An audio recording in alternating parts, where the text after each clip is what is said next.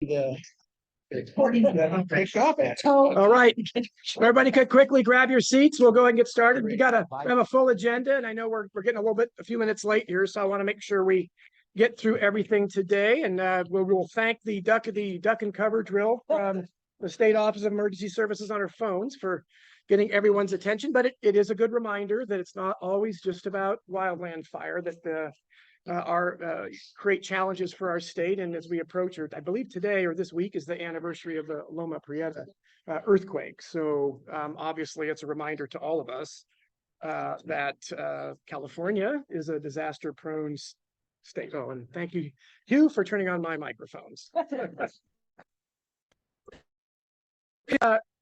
Folks are finishing up in the back. Let's go ahead and rise and face the flag at the back, and we'll do the Pledge of Allegiance.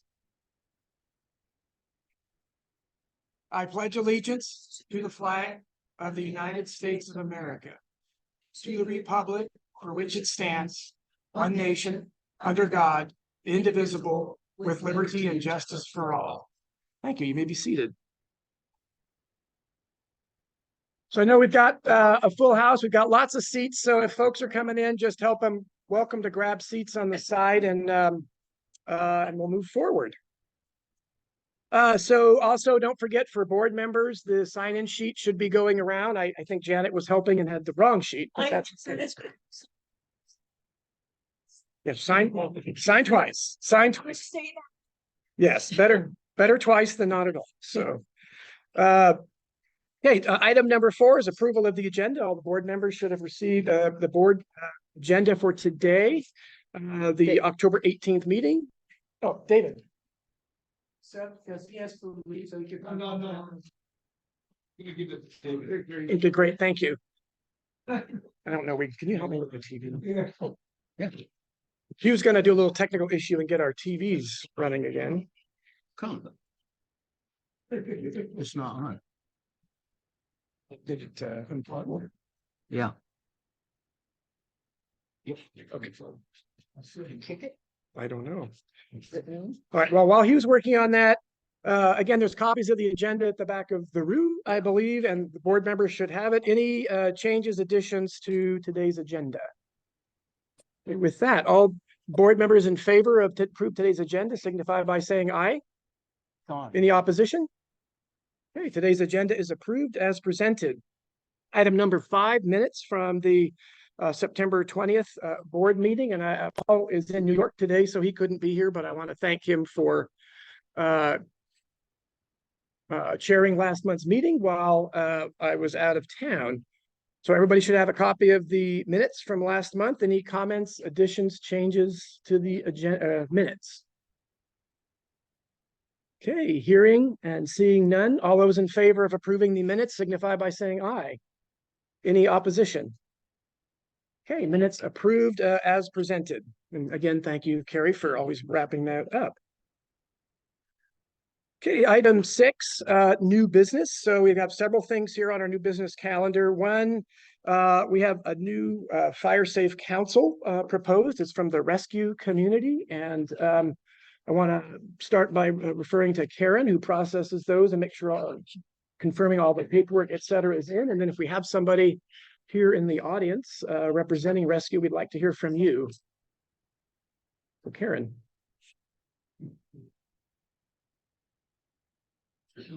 Yep. Good. So yes, we did the application and the agreement and the conflict of interest for our rescue community fire safe council. And they do have all their paperwork in order. And so I don't know, is there anyone here? I think make sure you have a microphone and identify yourself. We'd love to hear a few words. The people online can't hear you. Yeah, we just need to turn the microphone to. Can someone help him turn it on? There we go. Perfect. Thank you. My name is Chris Thompson.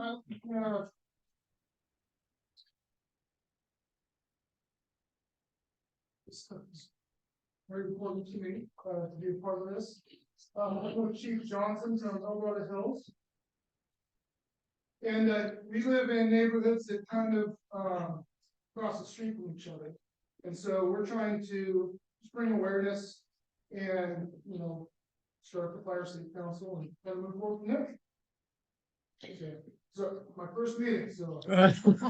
Well, so it's my understanding, I know we're still working on several of the maps to get them updated for, I think, Fort Jim, we're finalizing that one with them as well. It's my understanding that I think Chief Johnson was still working out some of that.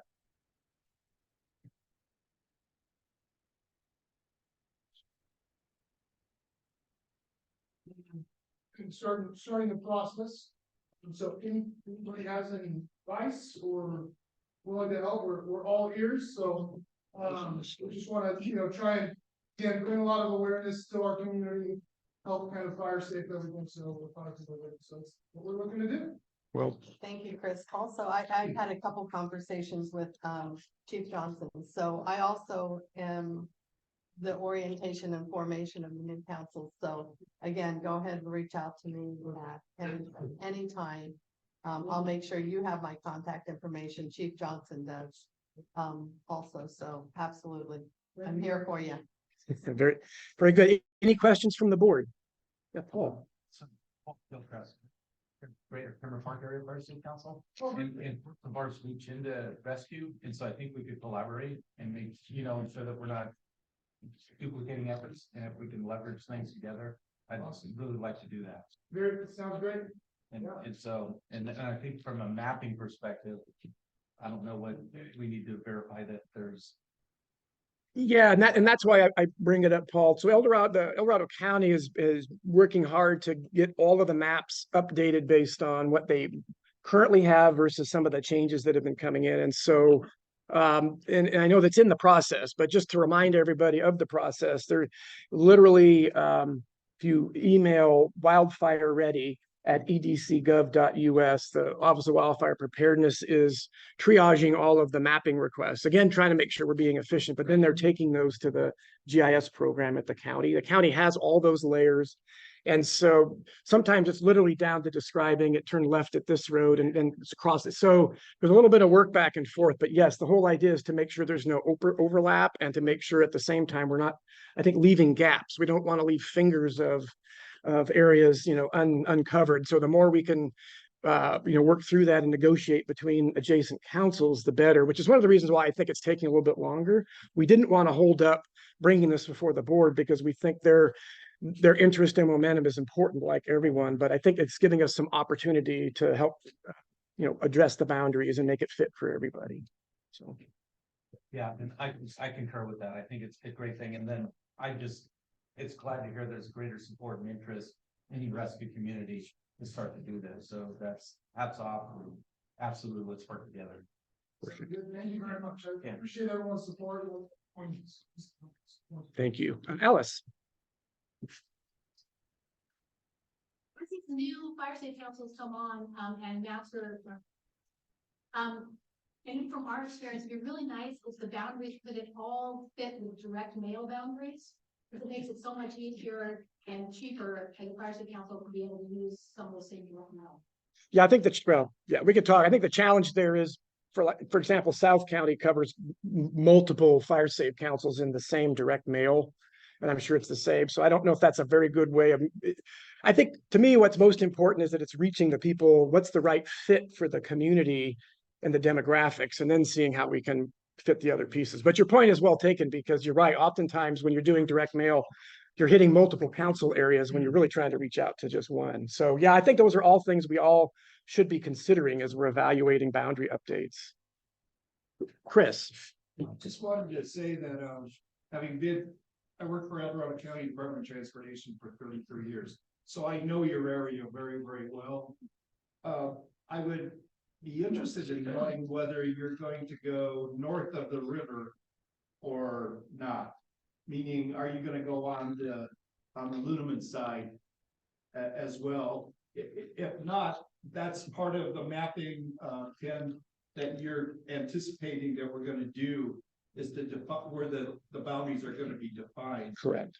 Usually you try to use geographical boundaries, but at the same time, I don't know that we have anything on the Ludeman side, which did they go all the way to the river? We go to the Blue right now.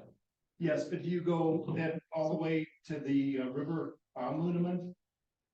No. Okay, see, this is the part that I Right. just wanted to make sure. I'm ready to make a motion if you're. Yeah, so just to answer that piece, absolutely right. We will make sure we're sitting down with everyone involved and find the best boundaries that are the most efficient.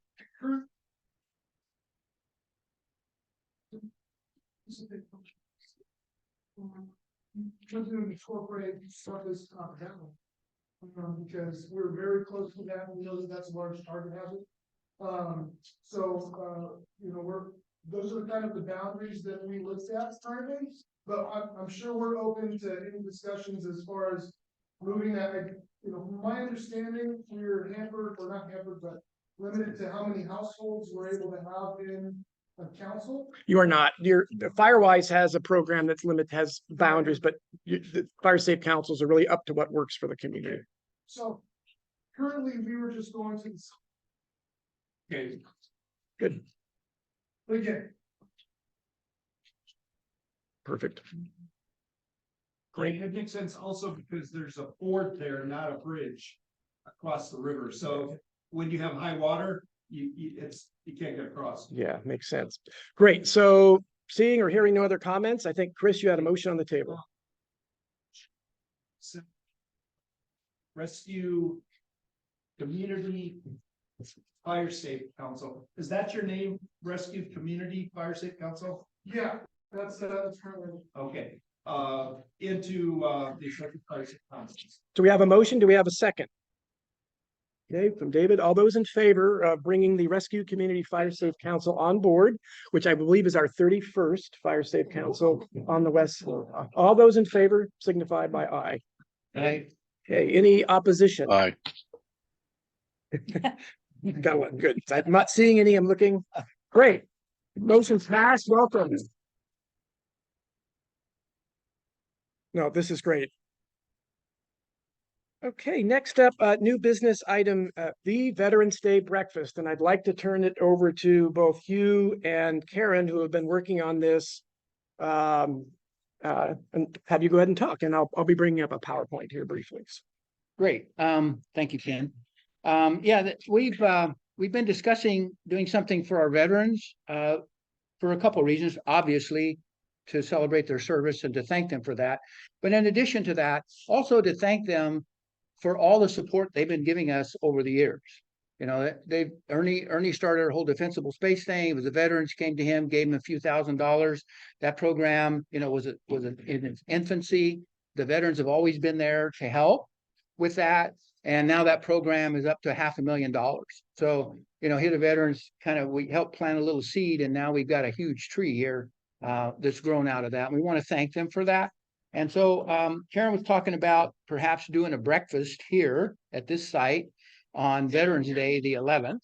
The breakfast will be from we'll be serving from 8 o'clock till 10:30. And the reason we're stopping at 10:30 is because the main veteran service at the county starts at 11. And we want to give folks time to get from here over there for that service. And before I go too far, I want to introduce to you Leonard McAdams. He is the commander of the post 10165. I think I got that right. And he is the contact we've made. He's also going to take this and take it to the the home council, so that we get both posts involved. But Leonard, I want to thank you so much for being here, and I want to give you an opportunity. If you have anything you'd like to say, you're more than welcome at this point. I'm Matt Adams. I lived in this county for 30 years now. He asked me to bring a little color to the meeting this morning. Clearly he did. This is the bracelet. It has all military services on there. But it's custom made for the Cross of Malta. And this is the logo of the Veterans of Foreign Wars. It also looks a lot like the fire department. Okay. And it's considered to be the last award. So, I'm gonna be passing it out to your patriots and Jamaicans, and, I appreciate your, doing the records for us. This is our opportunity to pay you back, or actually, it could be a bribe. That's good.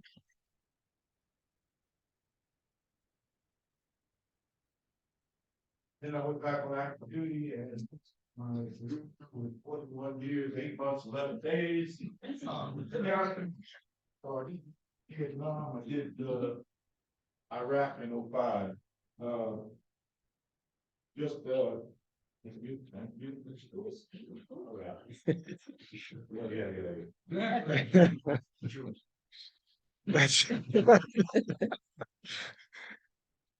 Yeah, so I didn't mean to disrupt or but I just felt like I wanted to share all this, make sure that everybody got some of the little token of our team from the military and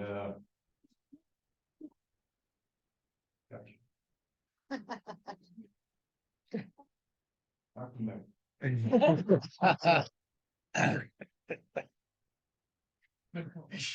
You did, okay. Yeah.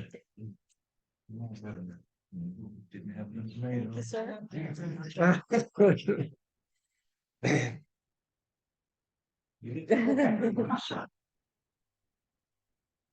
Yeah. Okay.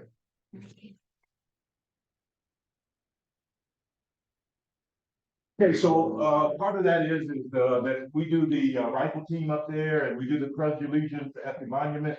So, for the last 5 years, I've done that. So, and then during COVID, we filmed it. But, and then I work at the VA, so just take care of veterans. That's what I do. Good. And, El Dorado County per capita has more veterans than the other 58. Okay, wow. So understand, we like to hide out up here in the back room. Thank you, Leonard.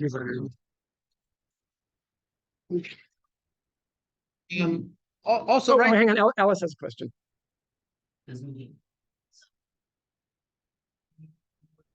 we're gonna have that, and I'm gonna turn it over to Karen right now, and she'll go through the PowerPoint to give you what we're gonna be looking for.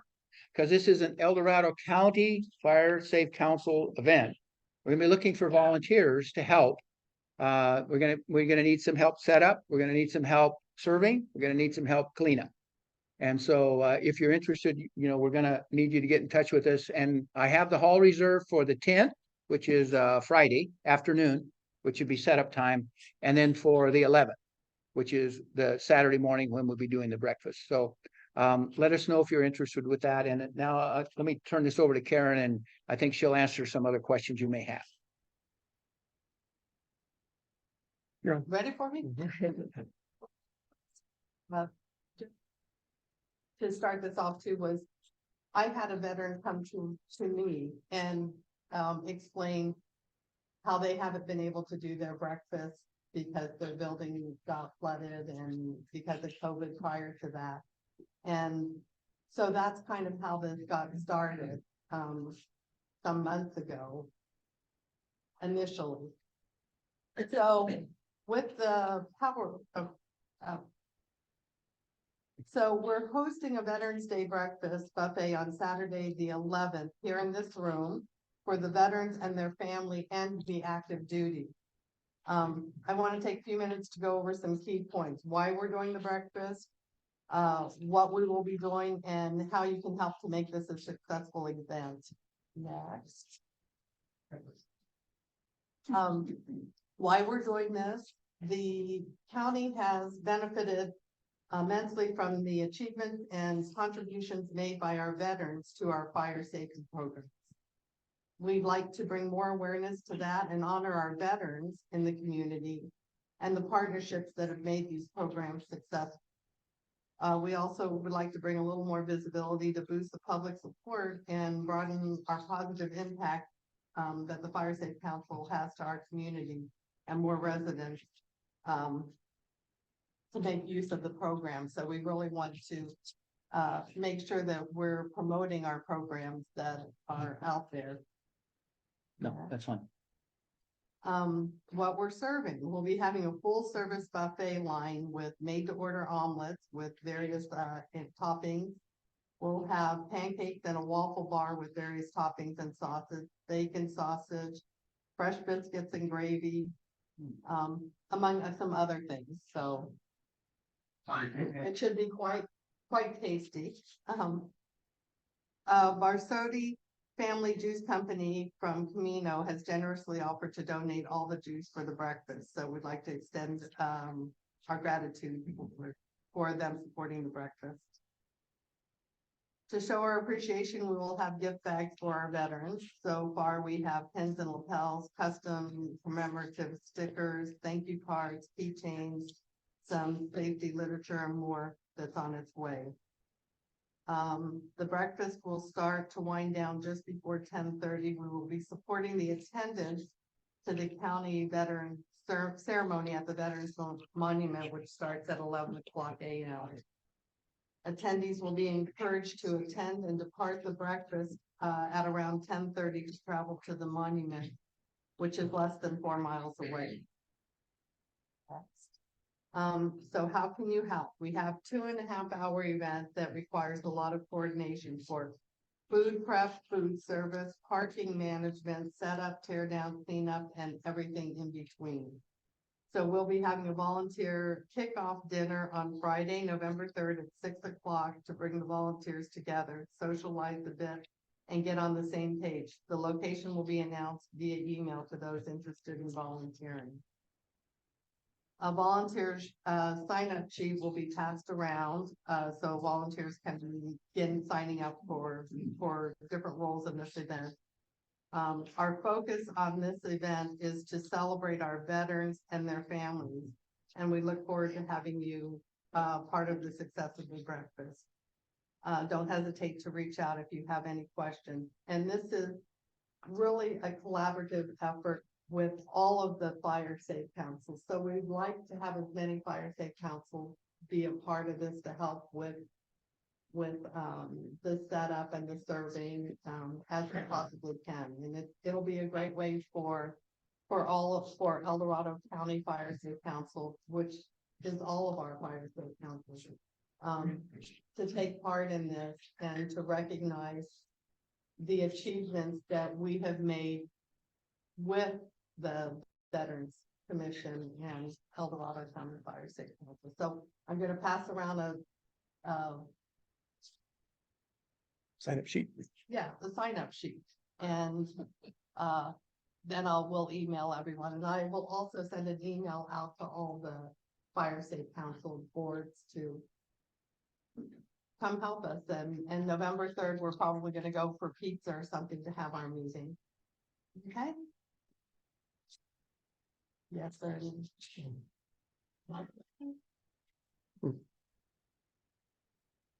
A quick thing, maybe you should bring a box of those workbooks, because at the veteran stand down, I handed out over 40 of them. Some people took 2 of them for their neighbors, so I think it'd be great if you could bring a box or so of just those workbooks, because they went very well on there. We will absolutely have those available. We'll have some veterans resource pamphlets, a few fire safety things so that we can help veterans sign up for any of the programs that we have to offer, like the chipping program, the Seniors Veterans Defensible Space Program, all of that, and RAVE. So we'll have different opportunities to help them and have those safety measures in as well. Great, thank you, Karen. I also want to mention, and Karen didn't, but she probably wouldn't, but she's been working her tail off. All the food for this has been donated. It's not costing the Fire Safe Council anything. All this stuff is being donated. So, you know, and that a lot of that goes to Karen. She's working her tail off. She doesn't say much, but she calls me, and we're on the phone a fair amount. So, but thank you, Karen, for that. We appreciate that. So if there are any questions too, again, you know, don't hesitate to give us a call. And the meeting she's talking about on the 3rd, once we find out who all the people are volunteers, we'll probably try to set that up, and I'm looking, probably we'll set that up if I can in our office down on Main Street at the old DA's office down there. We have room in a conference room there. Be a good place to have a meeting, or as Karen suggested, she's always thinking about food. I don't I know. know. She suggested maybe Pizza Plus off of Missouri Flat somewhere. So we'll figure out a spot and we'll let everybody know about that. So that'll be coming. Speaking of food, there's cookies back there. Help yourself. I told you. Tamara. How will it be advertised to the conventions? I'm just curious, because, you know, there's a newspaper up on the divide, maybe there's gonna be a press release. So our hope is that each one of the fire safe councils will be getting a flyer that they can get out to their community. And again, it's the breakfast is for the veterans and their families. So it's not and it's free for them, you know, but it's. So, and Tammy, you're right. One of the discussions we've had is a press release. And so we drafted up a kind of a statement that, and we would want to share that with the veterans, but we wanted it to be a joint statement. So yes, we'd like to get something in the Mountain Democrat. And other places where possible. Yeah, if any of them would be great. Okay. Great. Also, there'll probably be some stuff showing up in social media on this. We'll start doing some social media stuff once we flash this thing out, and you should be seeing that.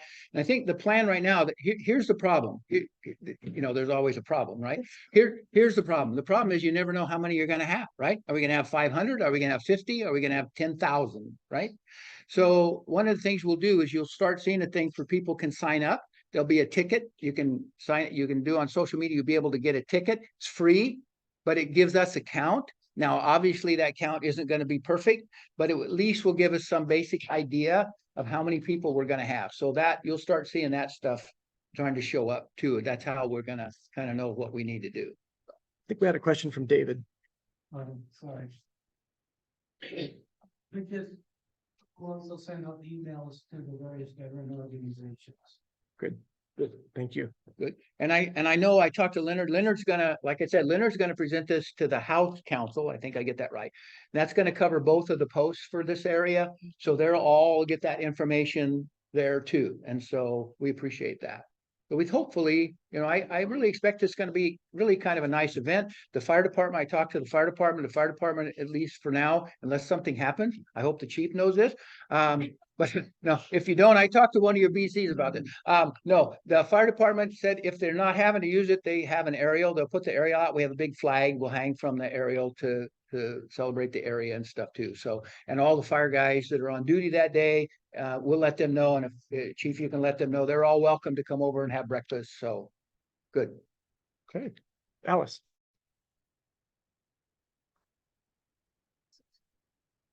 Both the veterans and people.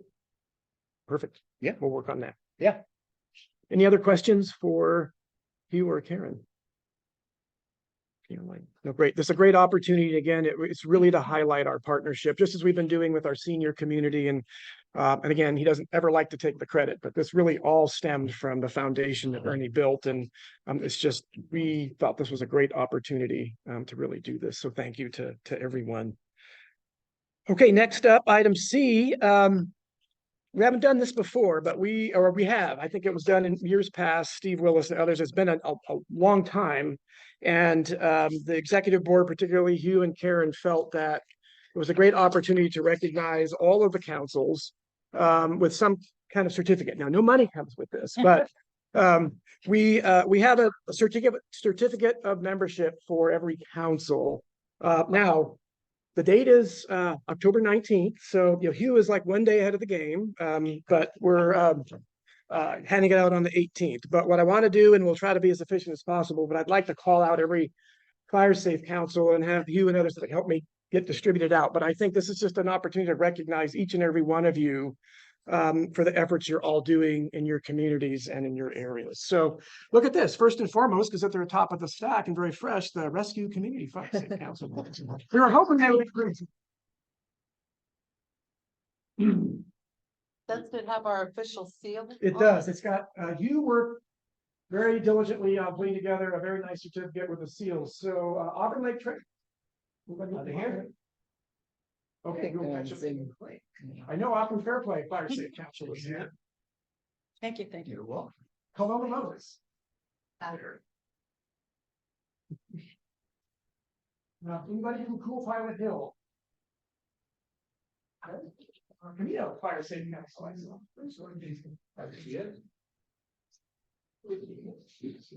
Cedar Grove Fire Safe Council. There's probably folks online, and for those folks, we will take care of you. We'll get.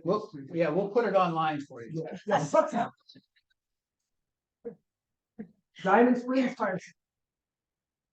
Where? Yeah, Baltimore, New York. I didn't know. Oh, wow. Gallagher Road. Oh, there we go. Yes, I will. Fort Jim. Awesome. Yeah. Georgetown Divide.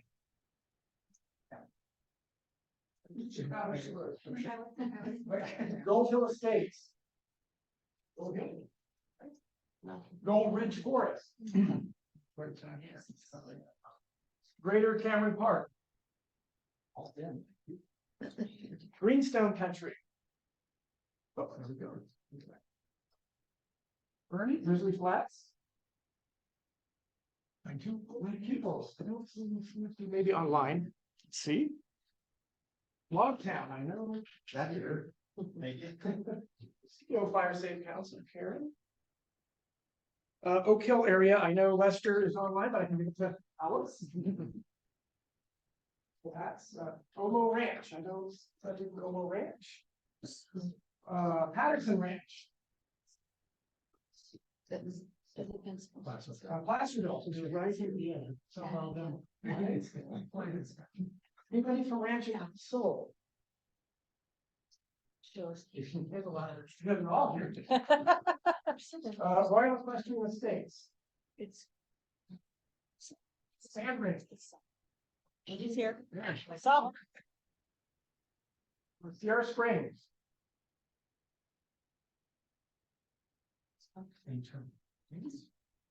Strawberry. Yes. Texas Hill Estates, we'll give that to himself. Oh, Janet's here, next one. Anybody from Volcanoeville? They're online. And Wrights Lake Dark Lake. He's not here. Okay. Well, we will get these to everyone who's either not here or is online and not able to get them in person, but again, it's a small token, but recognition of how hard everybody's working and how much this is appreciated. So I think everybody should give themselves a round of applause for your efforts. Now, we'll have Carrie mail them to the other fire safe councils. And I don't remember who it was. Maybe you're here. Somebody several months ago, the only reason I did this, frankly, that we did it, was somebody mentioned to me, they wanted to do something. They asked if there was a certificate so that they could show somebody or some organization that they were a member of the fire safe council. That's why we did it primarily. So. Thank you guys. Yep. No, thank you all. And something we want to talk about in the future, and Ernie talked to me about it today, and I don't want to get into it at today's meeting, but for future discussions is how do we continue to invigorate our communities, and it's this age-old challenge of getting folks in the communities to participate. And I know many of the councils struggle with getting quorums, and a lot of things center around what's going on at the time. Are there insurance issues? Is there active fires going on that generate more interest, all of those kinds of things. But I think, in the months ahead, I think we want to foster some discussion if there are things we can do to continue to, revitalize interest out there where it's needed. And, if it means different programs, whatever that is. So again, the folks that are engaged in it every day are all of you, and it's much appreciated, but we obviously need to get more folks out there helping tow this. So thank you. Okay, so I have no old business. Item 8, though, are the various reports. And so for Chairman's report, I have one item that I want to bring forward. It's not open for discussion. I'm presenting it for information, and folks can comment on it during the public comment period. But we did receive a formal complaint from the Mosquito Fire Department, and it was relative to concerns, two primary concerns that were raised. One was inappropriate social media postings and comments by an individual represented through the Fire Safe Councils, and secondarily concern raised of lack of engagement and involvement between the Mosquito Fire Department and the Mosquito Fire Safe Council, and some concerns raised about that interaction and information that is or isn't going out. So the executive board, with the exception of Karen Pullen, because it was Mosquito Fire Safe Council, engaged on this. The social media comments that were made are wholly inappropriate and not bless you, not within keeping with the standards by which our mission with which we uphold. So that issue has been addressed. The remedy that was requested in the complaint was to investigate and stop the inappropriate behavior by the Fire Safe Council representative, and to engage in work at the willful omission of district information to the community. So again, the response back from the executive board membership in reviewing this was to admonish this individual and explain clearly this is not acceptable, and any future engagement and activity will result in the council discontinuing any engagement with that individual for any service.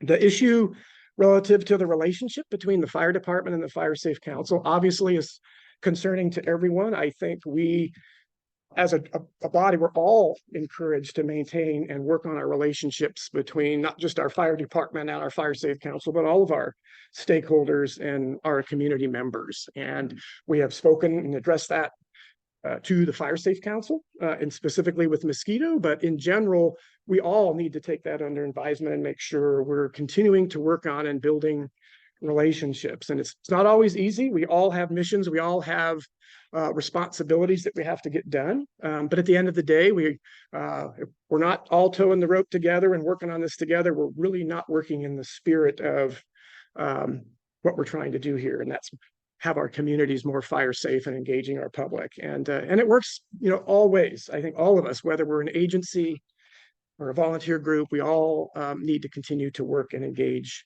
to make sure that that's working. We, as the El Dorado County Fire Safe Council, obviously we foster that environment, and we'll continue to ensure that that's what we are, the message we're sending. But at the end of the day, it's really the individual associate councils and our fire districts and all of our partners that engage out there to do this on a one-on-one basis together every day. And it's really where this needs to happen. And so again, we have reiterated and encouraged that with everyone. So again, going forward, we will continue to monitor and engage where needed to ensure we have a positive professional working relationship and program going forward. So with that, I have no other chairman's comments. I want to move on to vice chair item 8B report.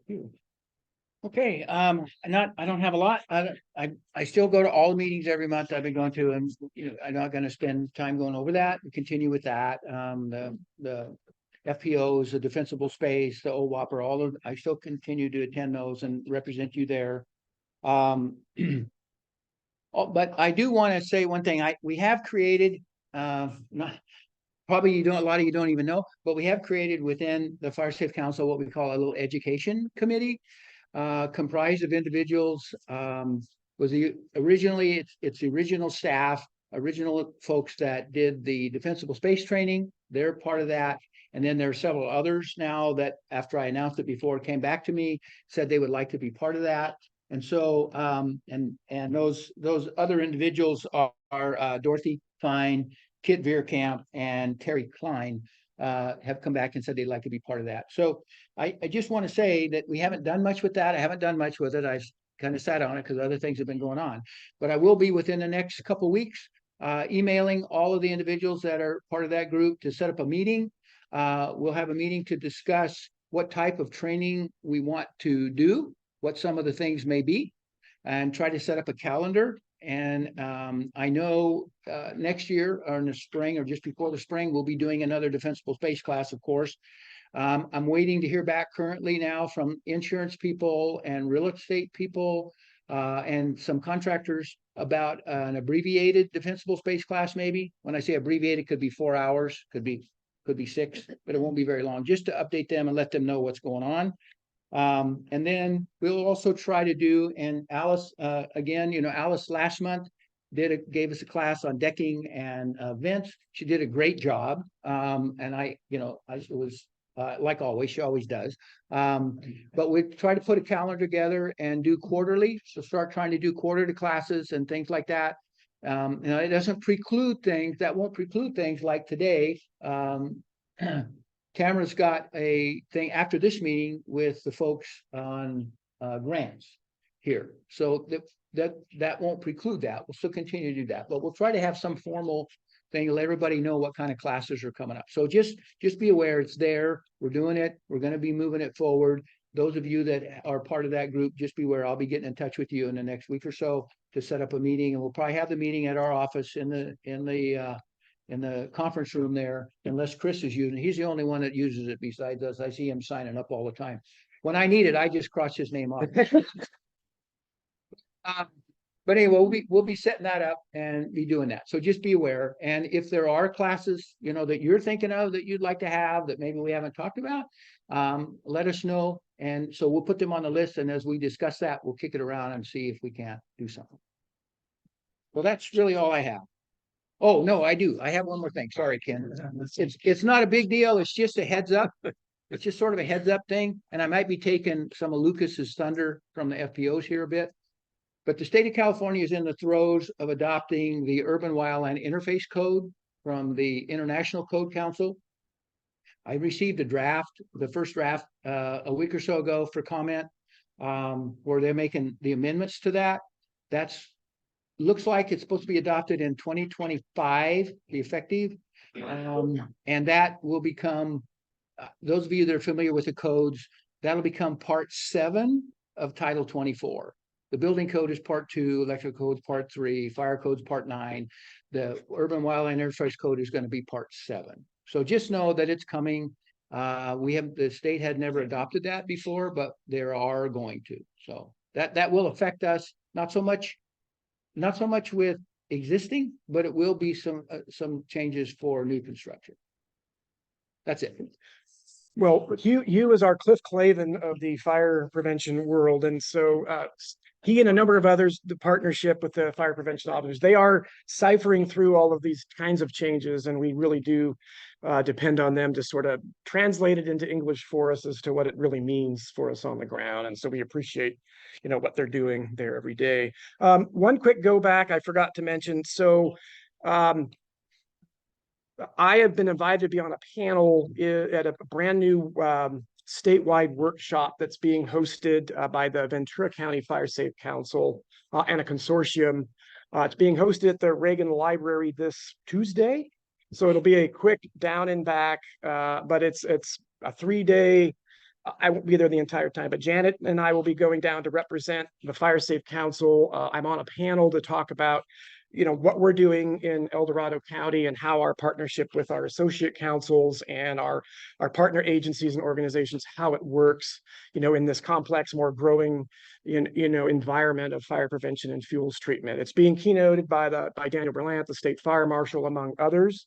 It's a very well-packed agenda. But I'm on a panel with the Ventura County Fire Safe Council executive officer, and the panel chair is from Colorado. She's part of the COCO organization there that's been very engaged both in Colorado and nationally on trainings as it relates to community wildfire protection plans and funding initiatives and other things. So it is a really big deal for us to be part of that. Again, we're just down and back to be part of the panel, but hope to we have a short window of time to kind of tell our story. But definitely the work that you're all doing has elevated, what we're doing here to the radar of folks around the state. So we'll bring back any information that we learned down there and sort of the flavor, but more to come there. Okay, next up, Secretary report, Karen. I don't. Microphone. You're on. No, I don't think I really have anything, just our insurance got renewed, so any of you that are gonna need new insurance for the new renewal year, just reach out, let me know. And I think just for everyone's information, this has been a process as the number of councils are growing and the more meetings we're having and the more events we're having, it has created a more complex process for our insurance policy. And so we sat down, the executive board met with the broker month and a half ago. We've been working through ensuring that we're getting the best bang for our buck. We know it's going to cost more, but we're also making sure that they truly understand what kinds of meetings we're having, what's covered, what isn't, because we want to make sure we're giving you all the right information, and obviously, of course, getting the best value and ensuring that we're covered for the things that we need to be. So we're still finishing up that process, but we've definitely updated that this year based on all of the changes. Alice. We, doing the event ourselves, but we're at someone else's event, we don't need insurance, right? Right, the other. The other place has the insurance, yes. And just a quick note, it's a huge benefit of being an associate council is that the El Dorado County Fire Safe Council pays for that insurance. And it's quite costly, so it's a great benefit that we need to acknowledge and thank El Dorado County Fire Safe Council. Well, it's a collective, all of us, with the monies we're getting from our, our grants, all of that going. So you're all paying into this, but you're also we're all reaping, the benefit. It is the true value that we're getting. So thank you, Karen. And just quickly, one of the things that came up in this is, what about, we're all out, or many of us are out doing assessments. That's something new. We didn't do that. So we had to find out, are we covered? Are we covered for that? Yes, we are. So if, I mean, if somebody gets bit by a rattlesnake or something, or, not, but if that happens, we do have insurance for that. And we did talk to them about that. Yeah. And if we need to talk offline as individual councils specifically, I think happy to do that. We've been, again, doing a lot of research and working with them on what is and isn't. So, all right, thank you. Next up, Janet, Treasurer's Report.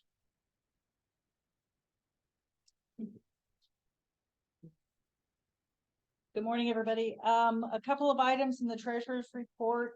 If you had a chance to take a look at the first page of the treasurer's report, which is the Fire Safe Council operations page, you will see that there's a couple of line items which we have already exceeded the budget, which we all approved, that was effective July 1st. The two items are computer supplies. That relates to a video conferencing setup that we put into the conference room at the Placerville office that's available to everybody in the building there, but we set up a monitor and video conferencing setup in their conference room. So we use that quite a bit when we have our board meetings, and that is what that line item is. The other line item, which has exceeded its budget already, is under the printing and reproduction, and that is an amount where we advance paid on behalf of the South County Fire Safe Councils some printing work that the RCD did for us as part of the South County grant. It was a cost that was not covered by the grant, so the 3 Fire Safe Councils involved are reimbursing the El Dorado County Fire Safe Council for our payment to the RCD to cover their costs. So that the printing and reproduction should over the next month go away as we get those reimbursements. David, did you want to talk about changing budgets on that page? Oh, probably just that one that we won't get a reimbursement on. I don't know that. Apparently you and I are the budget committee, I just found out. So I don't know if that requires any board action or not. What do you think? Well, so how about if you and I talk about it, and then I'll bring it back to the executive board in October, or excuse me, in November. Lovely. Okay, thank you. On the second page, which is the grants page, a couple of 2 items to talk about. The first, and I'm going to steal Tamara's thunder here because she did a great job making this happen. We got an extension on the BLM grant date. I highlighted it in red so everybody would know that that date was extended to September of 2025. So we have on all of our grants healthy end dates. They're all in 2025 and 2026. The second item, and this one's a little more complex, is we received the air quality management chipping grant. What we didn't know in the grant until we actually got into the fine print was the grant pays for an amount by cubic foot of material removed, which is a number we apparently gave them in 2018. And so costs have gone up. So the charges that we posted to that, we had overbilled them by job. So when we do our chipping, it's not usually a amount per cubic foot. We hadn't been tracking that information. So what we decided to do is reset ourselves. We moved all of it out of the AQMD. And we have the CAL FIRE chipping grant, which is one that I wasn't charging to at this point. I was trying to get some costs into the AQMD grant. But we backed that all out. We put it to our CAL FIRE grant. All the vendors have been paid, and we're going to reset on how we're going to manage the AQMD grant. And we've notified AQMD. Tamara is in contact with them, one, to see if we can increase the amount by cubic feet. And then we need to work with Jessica to get that cubic foot information by job on every invoice. So it's a little bit of tedious work that we're going to have to do to see if we can make this grant work. And it's something that Tamara and Jessica and I are going to have to get our heads wrapped around. So with that is the report on the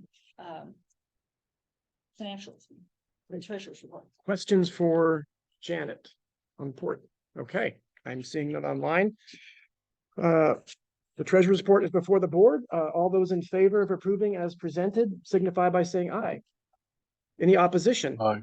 Aye.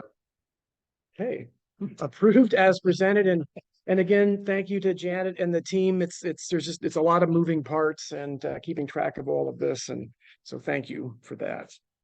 Okay, next up, partners reports, and I'm going to go slightly off script because we have an addition with us this morning. Who wants to say a few comments is Heidi Meyerhofer. Did I get that right, Heidi?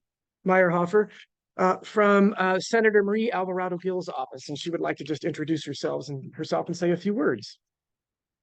Thank you. I'm here today representing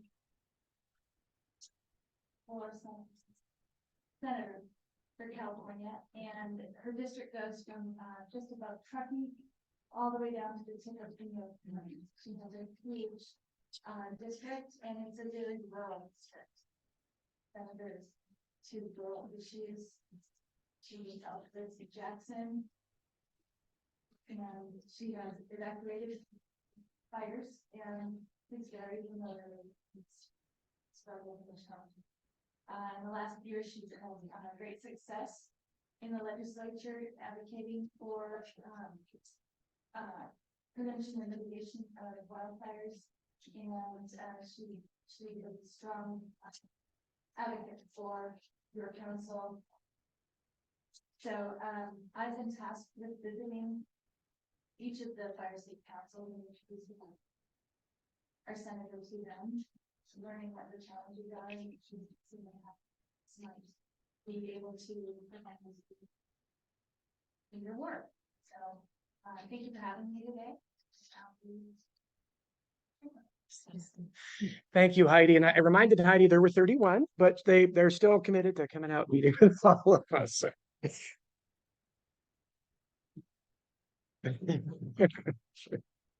Great. Well, we sincerely appreciate the support. Big deal. Thank you for being here, and you're always welcome.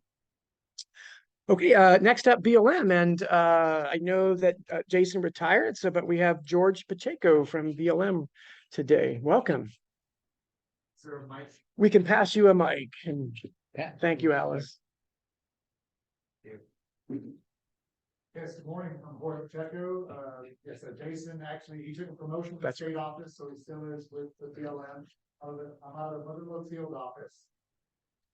Did make it to a Logtown Fire State Council meeting.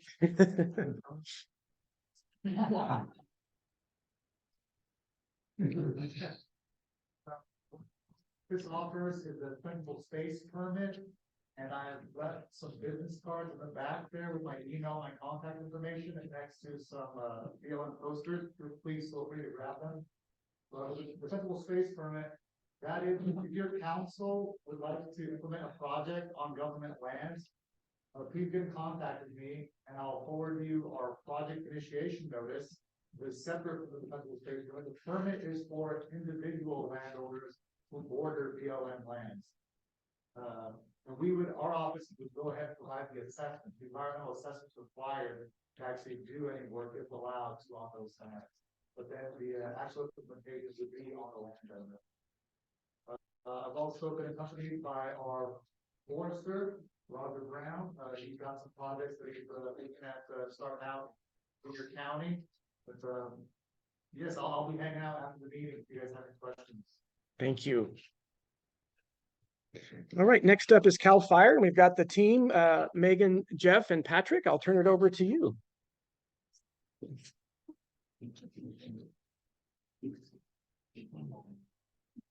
morning, Patrick.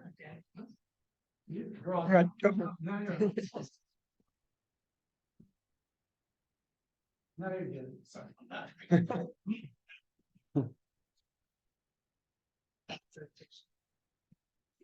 Just to reiterate it, sentiment. Grants. Gonna be called in the end of October or beginning of November. And that will close at the beginning of January, first of January. We're asking applicants to send us a concept paper for their grants before the mid-year grant. And just so we can share that with the appropriate field battalion. And they can provide comments back so that, you know, we're proposing a fuel break, for instance, it can best align with the strategic plan. And we'll get those comments back to you to incorporate into your application. I also sent out a new process sending out to remind people that the third quarter quarterly reports for existing grantees are due at the end of the month. So get those to me, and if you've done any on the ground work, let's schedule time to go out and look at it. That's it, and a report for me. And I just got two quick things to update on, very kind of low key here. Obviously, it's a little bit of a slow fire season, so our festival site inspections are coming along pretty well. We're actually double what we were last year, so about 1,500 this time last year, and now we're upwards close to 3,000 inspections that we've done. In fact, so many that we've had to identify another area to work in. So we're going to be working in the Crazy Horse area of Cameron Park for DSIs in the coming weeks. And operationally, update on staffing. We're going to be in peak staffing through November 27th this year. And after that, we're going to go down to one engine per station. That'll go through Christmas Eve. That's all I have. Any questions? Okay, no report. Got a question for Patrick. Will you have an outline of what your concept paper will be? Well, there isn't really an outline. I'll read it over. Your fire state council is going to be submitting a grant, which is like a summary of what you're proposing to do. And you know, there can be a conversation back and forth if we need more information. Camera.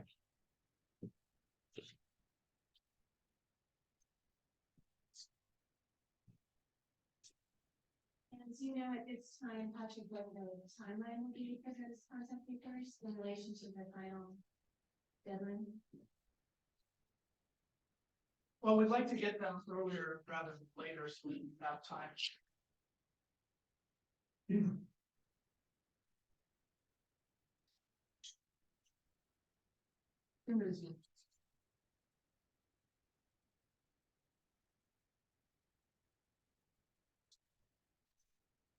Give our times time.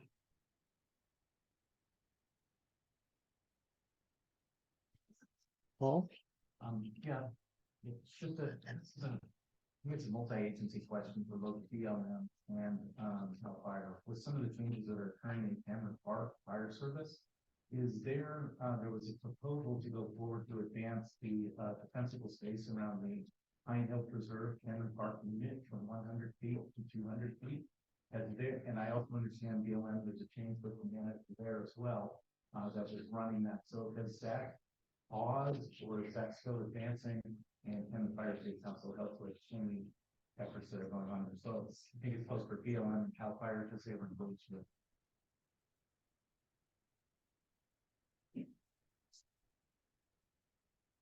Yeah, so in the past, we allowed 100 feet. I think what you're referring to is, we now tailor, our permits to the HRDN, which, allows 2 of them. But if you have any specific questions on that, I would ask, maybe we get in touch afterwards. Yeah, and I think it's 200, great. yeah. Probably CAL FIRE and BLM to say we're running point on that as well. So, Thank you. and so. Who would the contact be for CAL FIRE then?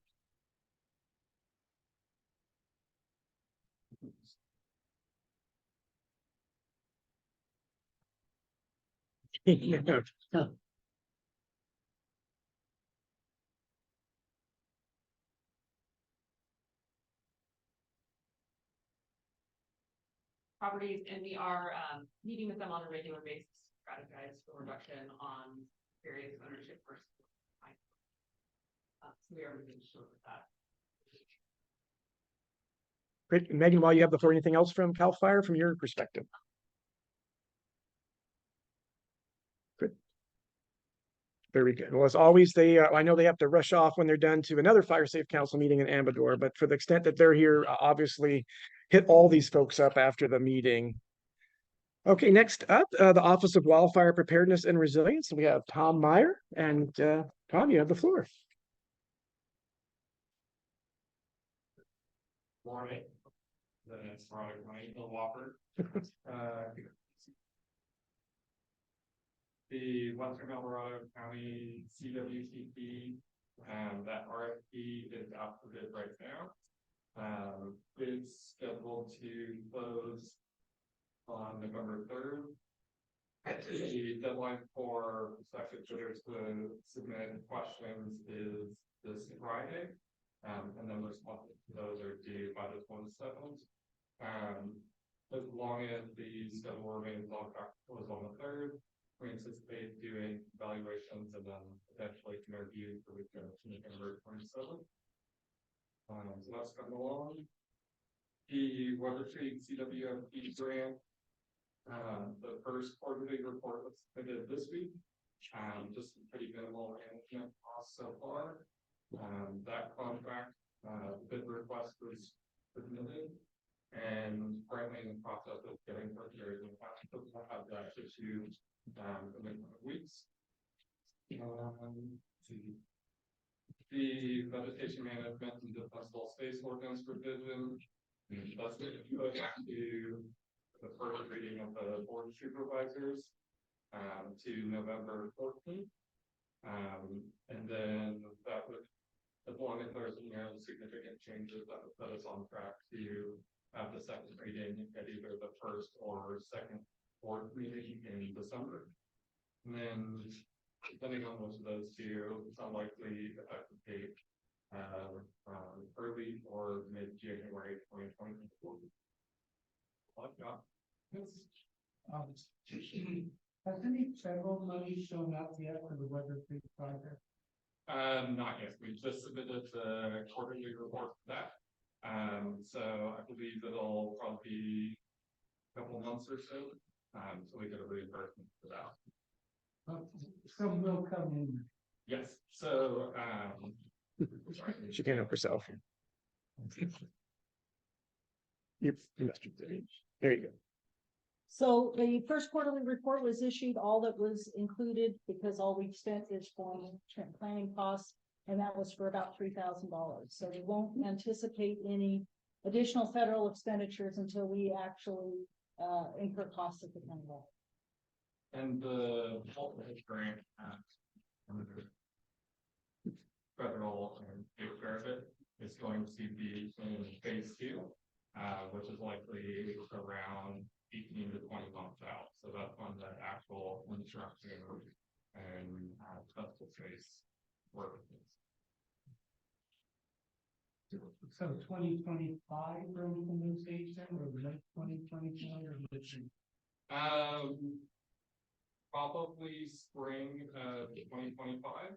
And shovel ready in 2024 or? That's the goal. So I would say keep in mind that this is kind of a first time project for us in the county. So the timeline is a bit fluid, but it does sound like we have some flexibility with FEMA on extending beyond the standard 3 years if needed. It really just depends on how quickly we can get all of the parcels cleared, and then the assessments done, public outreach, private boundary, and then we can go out and start doing actual physical. And who's getting the rights of entry, right? Is county staff getting the rights of entry? I believe we'll be working. Go ahead. Well, yeah, it's just Davis, like we've talked about, these will be all things that we'll be sitting down with the Placerville Fire Safe Council and the El Dorado County Fire and the city of Placerville to work all that out. But it's going to really rely heavily on the partnership with the Placerville Fire Safe Council.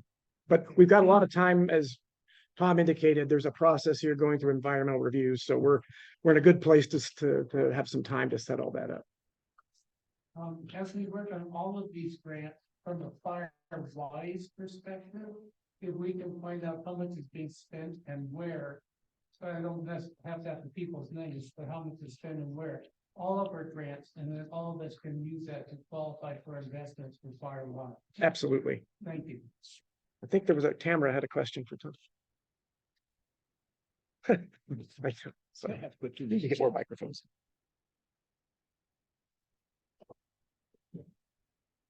Could you repeat the question, Tom? We couldn't hear it here.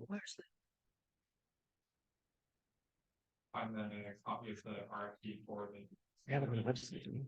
So that on the Colorado County website under the procurement contract.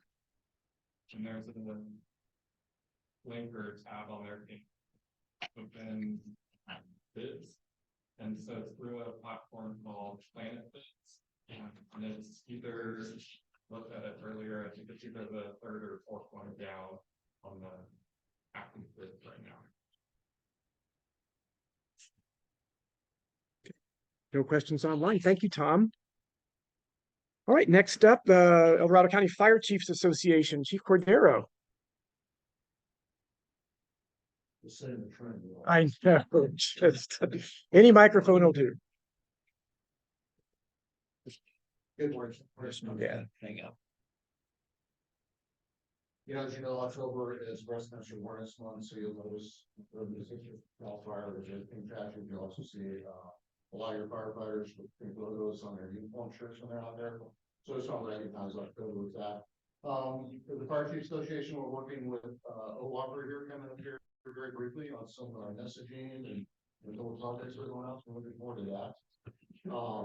And then just kind of a reminder, as we move into the fall, we're getting a lot of questions like, hey, when is burn season goes, and we do this and we do that. We burned about 11 acres in Shingle Springs a couple days ago. They burned about an acre out in Lockdown yesterday. So while the calendar and some of the cooler temps are kind of showing us that it's getting in the fall, we've had a little bit of illness for mid-season so far, but hopefully not going to go with this. Keep pushing on this way to your communities and fire safe. And just kind of a side note for some of the challenges we're seeing on the fire side, with all of the supply chain issues and COVID, some of the things that are coming into play, the length of time we're seeing now getting fire apparatus, which usually has been about 12 months, less down shorter. Those are being pushed out about 40 years. So your agencies, you know, we decide tomorrow, hey, we want to order a fire truck, it's about 4 years. So kind of a big change in the fire service and planning, we're all kind of reacting, it's kind of just not up to really quick. Thankfully for our agency, we already got 3 and we want to try to offer. But moving forward. I think it's interesting.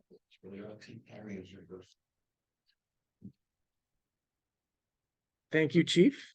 Any comments for Chief Cordelia before he sits back down? Okay. No, appreciate the partnership and yes, and referring back to the burning, just don't do it yet. I think we're all excited, but no, it's not ready. We will get the word from our fire agencies when we can start open burning. Next up, El Dorado County Fire Prevention Officers Association, and I believe we have Lucas Shepherd today. Am I throwing you under the bus? No, you can, you don't have to, you can just stand. Well, that's his boss. He's got to do whatever he's told to do. So.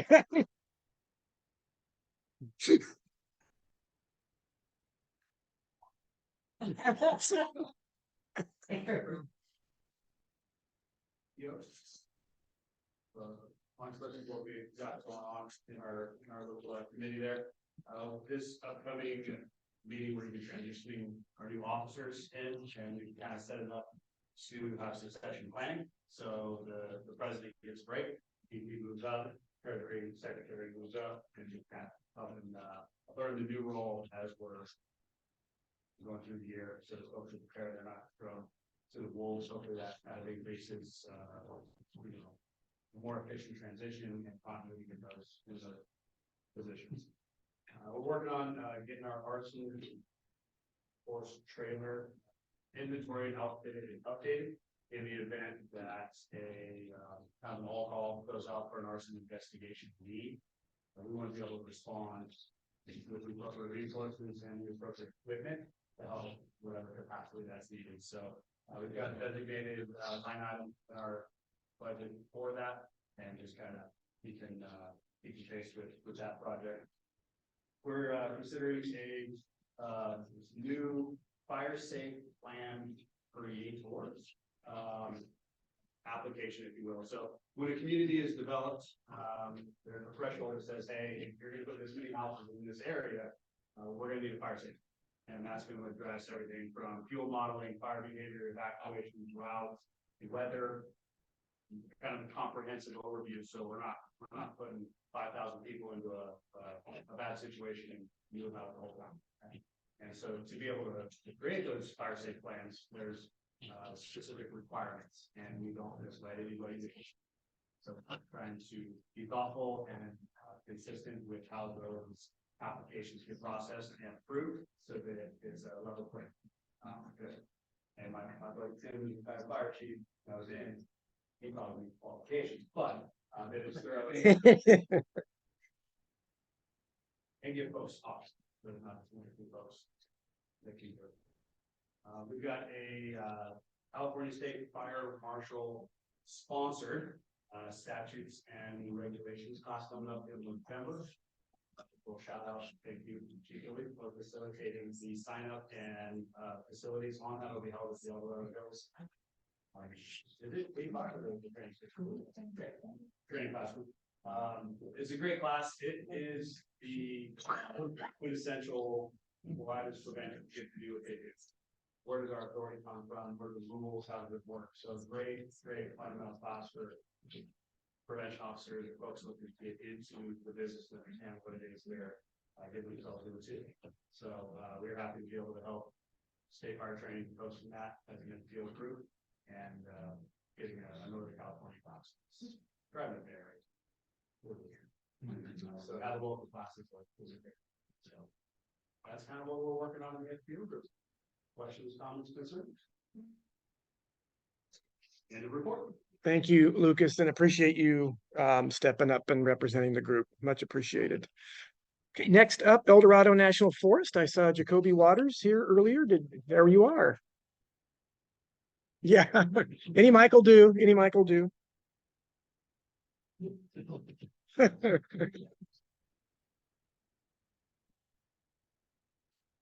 So as chief.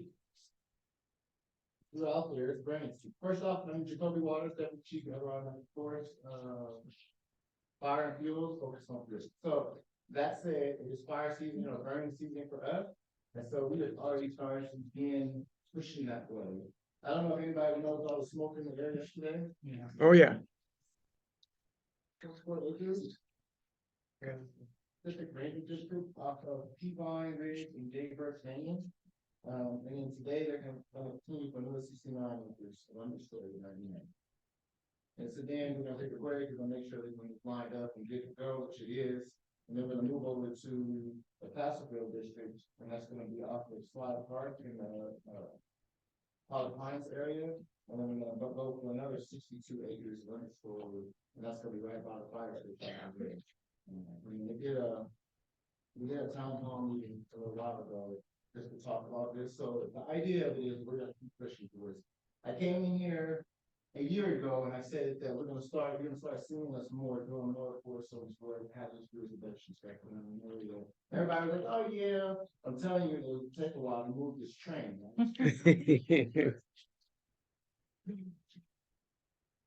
Track and actually moving it, but now they get moving. And so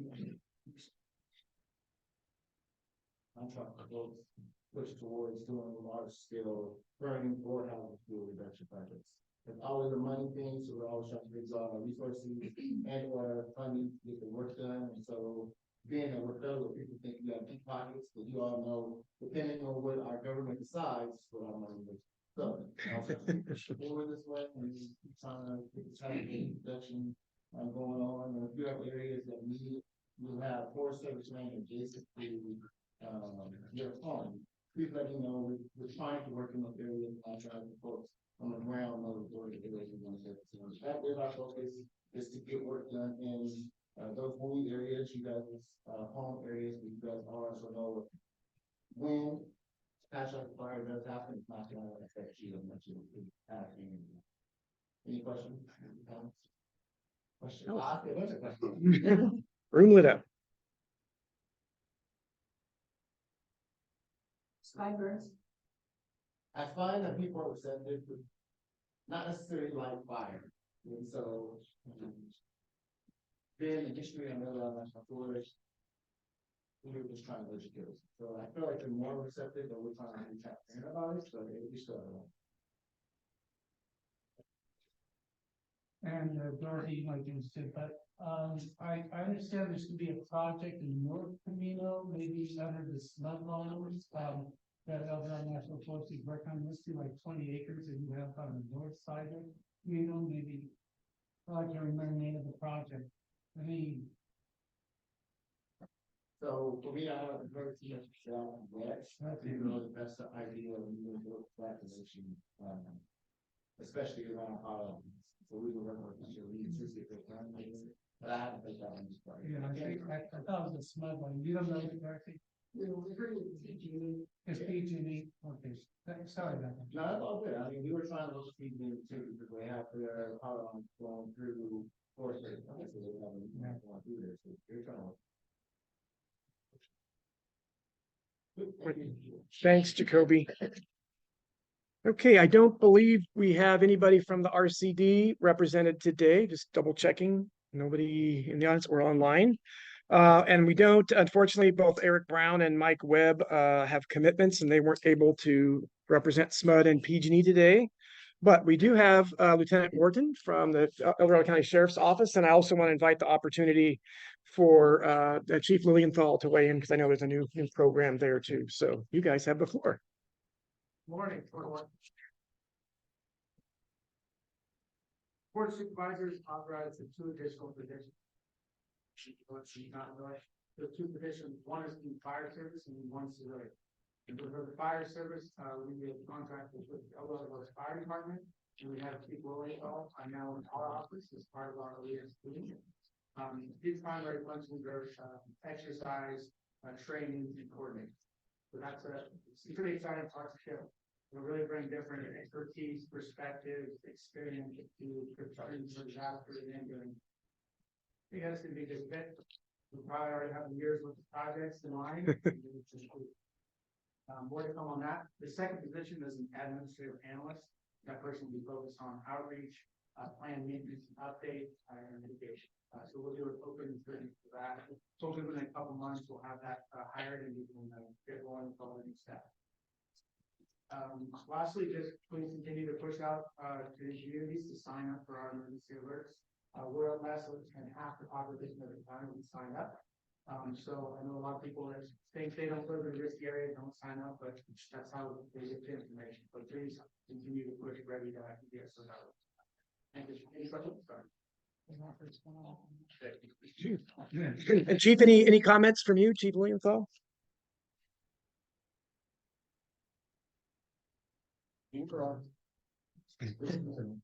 Very. The extended our. Protecting the citizens of the county is amazing. Look at all the participation, all the different agencies. I mean, it's just pretty incredible to see and be a part of that. So I'm appreciative. I'm definitely appreciative of the commitment of the sheriff's department, the county, and my own agency to allow me to take on this new position. I'm very excited about it. I'm looking forward to working with the Fire Safe Council and just working with the different fire agencies. I'm really continuing the mission that you all are doing day in and day out and helping wherever I can for those guys. So looking forward to it. Awesome. Thank you. And I too will put in a plug for ESO and Lieutenant Morton and his team. They've been trying as hard as it is, but to get to different associate council meetings and really try to, embrace the discussions. Evacuations, of course, that often comes up. And anyway, they've definitely been engaged and appreciate what they're doing with us. So lastly, I think we're finally connecting up, but I have Elizabeth Dyer from the Bureau of Reclamation online. And Elizabeth, would love to turn it over to you if you had anything you wish to share with us this morning. She unmuted for a second. Yeah, I'm like that. There we go. Good morning. I'm trying to show you guys a map of the French Hill area over by Georgetown, where Bureau of Reclamation has been working on a 5-year fuels reduction project. We're in about year 3 right now. And while we've been working with California conservation crews and contract crews doing handwork and mastication, specifically in the Auburn project lands, which are managed by the Auburn State Recreation Area. We're looking at WUI areas, and we had about a 95 acre parcel over at Auburn Lake Trails that was completed. And now we're trying to work in an area about 98 acres over near French Hill in the Georgetown Greenwood area. And so we're trying to find someone who represents that Fire Safe Council, and we've had a bit of a challenge. We tried to get in there last year, and someone came and took all the flags down. So we're going to try it again this winter, and hopefully be a little bit more successful. So I noticed you had the CAL FIRE representatives here, and everything's so busy. I don't know if I reached out to them or not. So this has been a great format for me to get back in touch with and be able to say, hey, I need to find out who can help me out with this Fire Safe Council. So that's the end of the report right now. No, we appreciate your engagement, and yeah, we'll they're over there kibitzing right now at CAL FIRE. So we'll make sure we can connect you guys up. And I know there's been other questions about how to connect up with you and Bureau of Reclamation in general. So to the extent you're able to log in monthly with us is huge, and we'll work on I enabled screen sharing, but we can work on the map later if you wish, and or if there's something you can share briefly, I think you can show it now. Let's see. No, I just got a new computer and I'm learning how to work it. And let's see, screen share. Let's see. No, not able to. Okay. Well, yeah, I'll work with you offline and help you get connected with the folks and figure out where some of those gaps are and get the map shared out wherever I can. Thank you so much. Appreciate it, Ken. You are welcome. Any questions for Beth while we have her? Okay. Yeah, we'll definitely connect folks up now that we've got a great contact. Okay. Next up, item 9, program reports. And obviously, it's lots of discussion on grants. So I will turn it over to Tamara.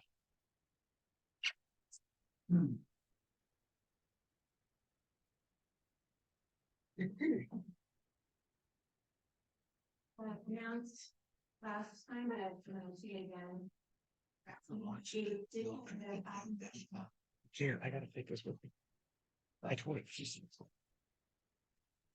trying.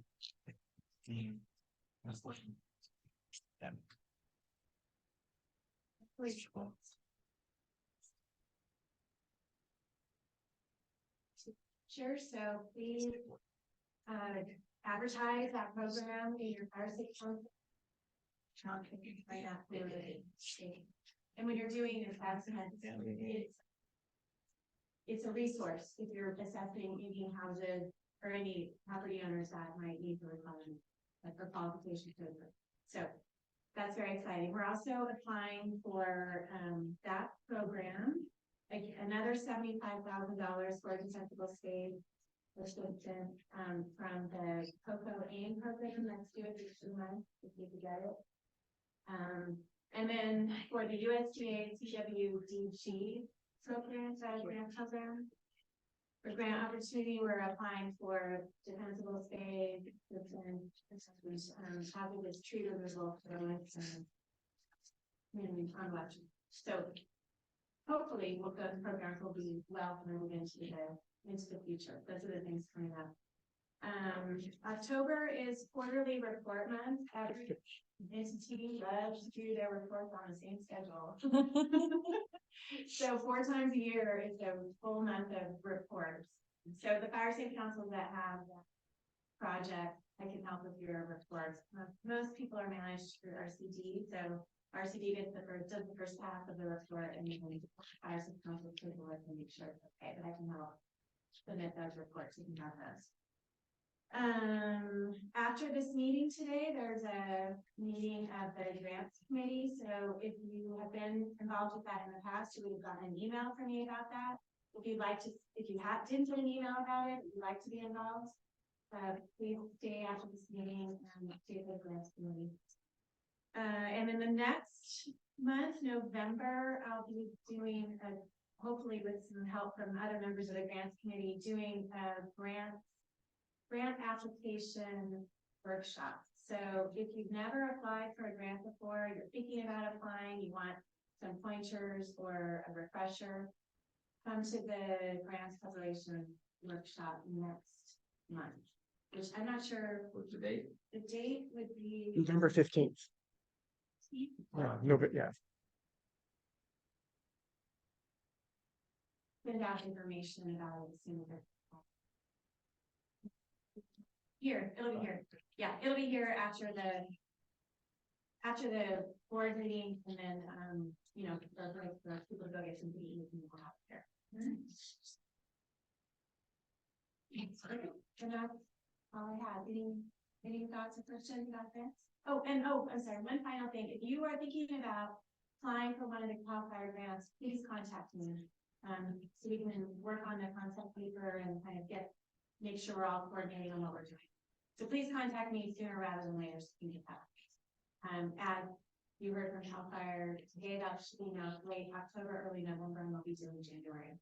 We want to get a jump on. No, and just to really put a fine point on that is really what Tamara's saying is critical, which is another reason it's so critical for folks that can make the grants committee meeting this afternoon.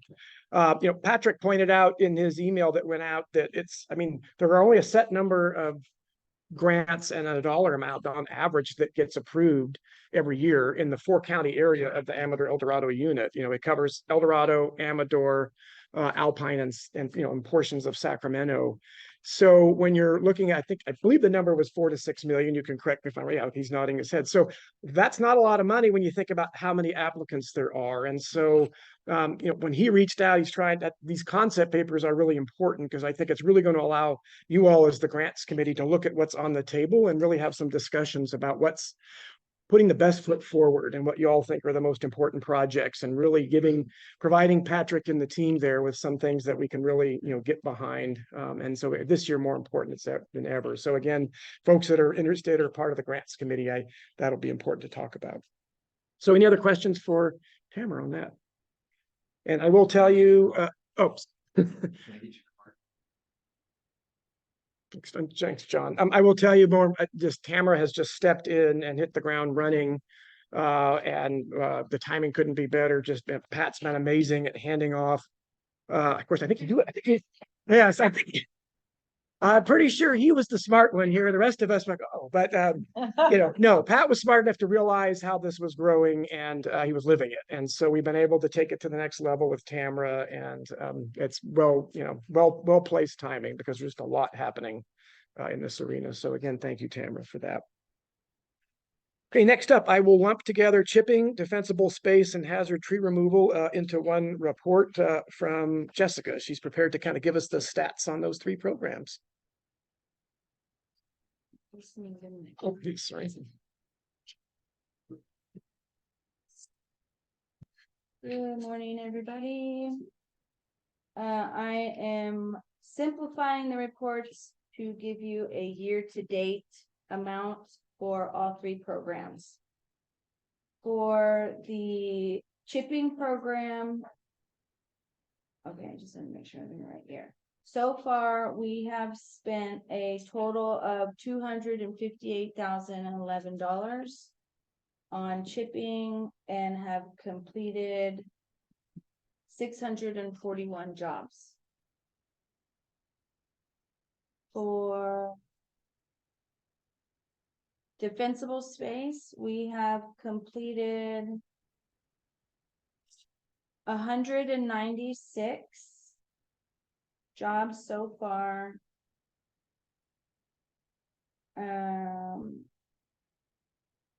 But 254 evaluations have been completed, so there's still a lot pending.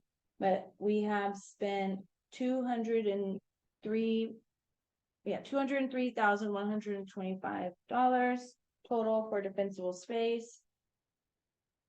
And then for hazardous tree, I don't have a year-to-date amount yet. We have accepted 150 applications.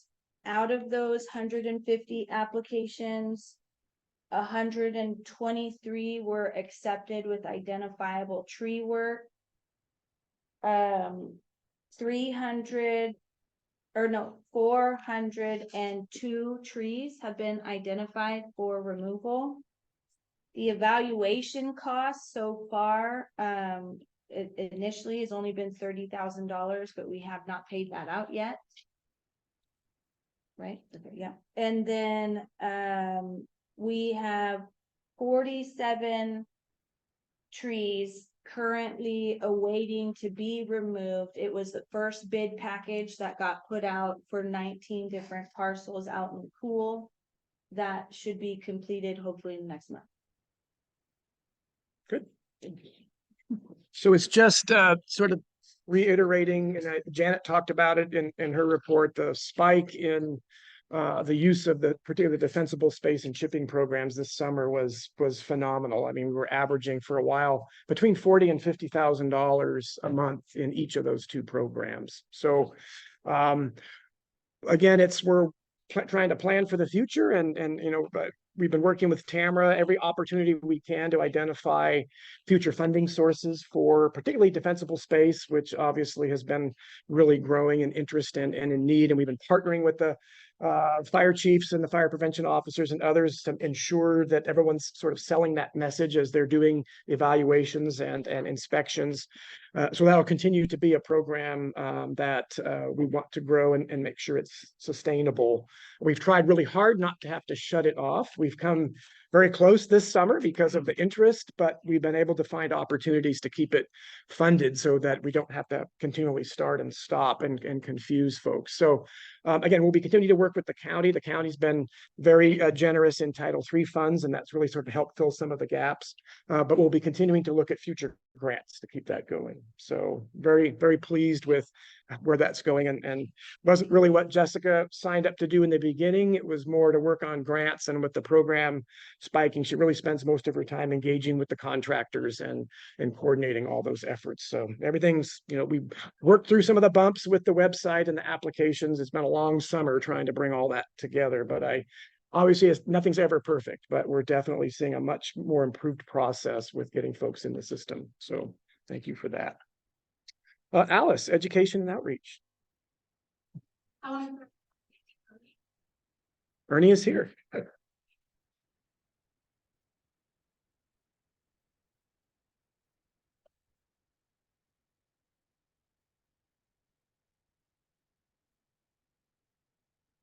So it's in Placerville, but it, you know, draws people from all the way around the county. We'll be promoting the assessment, have stuff on defensible space, home hardening. If anybody wants to join us from 9 to 12, we do need, 1 or 2 people. Okay, Yeah, so, she's there. so I need 2 people. Let me know after we're done with lunch. Good. Thank you, Alice. Again, always appreciate education and outreach and what you're doing. Governance and new council formation, Karen. I know we've probably covered most of that. Anything new there? No. No. Okay, thank you. Okay, project reports, item 10. David, I think you've got, I think several of these under item 10. Do you want to just go down the list? I think you're speaking for Chris as well. Yeah, we have faith in you. So the, first of all, SOFAR is the SOFAR Cohesive Strategy Group. It's a collaborative with the Eldorado National Forest and lots of stakeholders. And a bunch of us went out for an all-day field trip on October 12th to the Calder Fire footprint, seeing various projects in place. Looking at their plans, what to do with the soil is different in the Redford Forest and what you might do in some other places. A lot of potential projects, that's where that North Camino thing came up. That I'll be looking at for mitigation. RCD showed us some work around South Park and things like that. So it's a good group to join. It's pretty open. So I encourage all of you to kind of get involved with so far. There'll be a meeting I cannot go to on October 26th. Hopefully Chris will be there.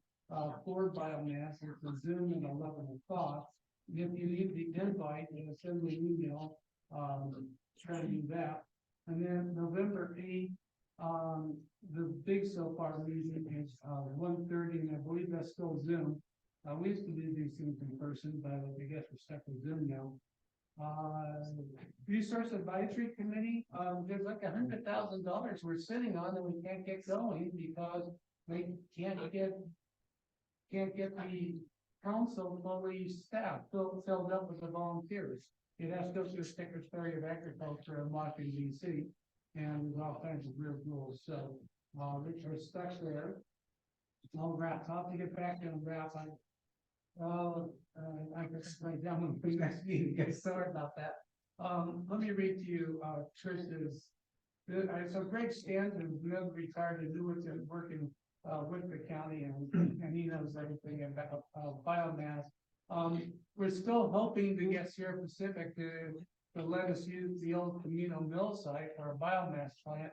Mark Luster is a public relations person, and according to Greg Stanton, he's bugging him about every 2 days. So let's see if Sierra Pacific lets us go there. There's I think it's called renewable biofuels, and I think they're a mobile biofuel unit that can work inside the forest. Getting mixed up with someone else. Sorry. There's going to be an 80-acre plant off of Latrobe Road that was going to try to have an energy biofuel energy plant. That's what they're doing, and hopefully that goes through.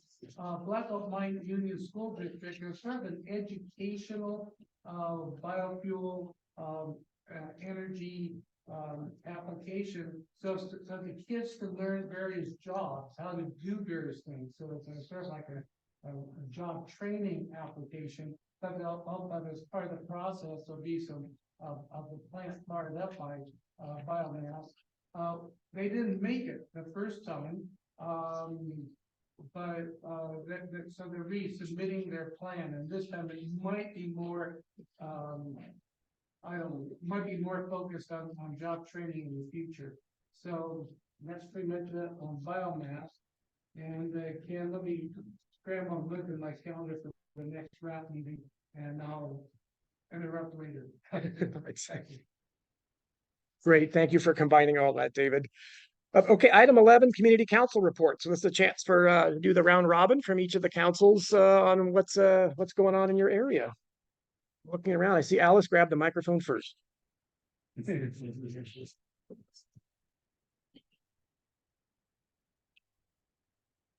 since COVID. We might have people together about evacuation. We had Lynn Sterling gave a great presentation on evacuation. Two people were there from OES, and I forget their names, I'm sorry. And then also South County Animal Rescue. But it was really good. We were very focused on that because of the recent stuff going on in Hawaii. And we had a big map of our fire safety council. And we asked people to identify where there were roads they were concerned about, where there were places that they were locked gates were concerned about. And we found out about a lot of them we didn't even know about. And so that was very beneficial. People like being able to tell you, this is a problem. So that's Thanks, Alice. I see Pat's in Ready 5 there. Yes, thank you again. I got 4 quick things. One is you really don't want to have a fire named after the street that you live on.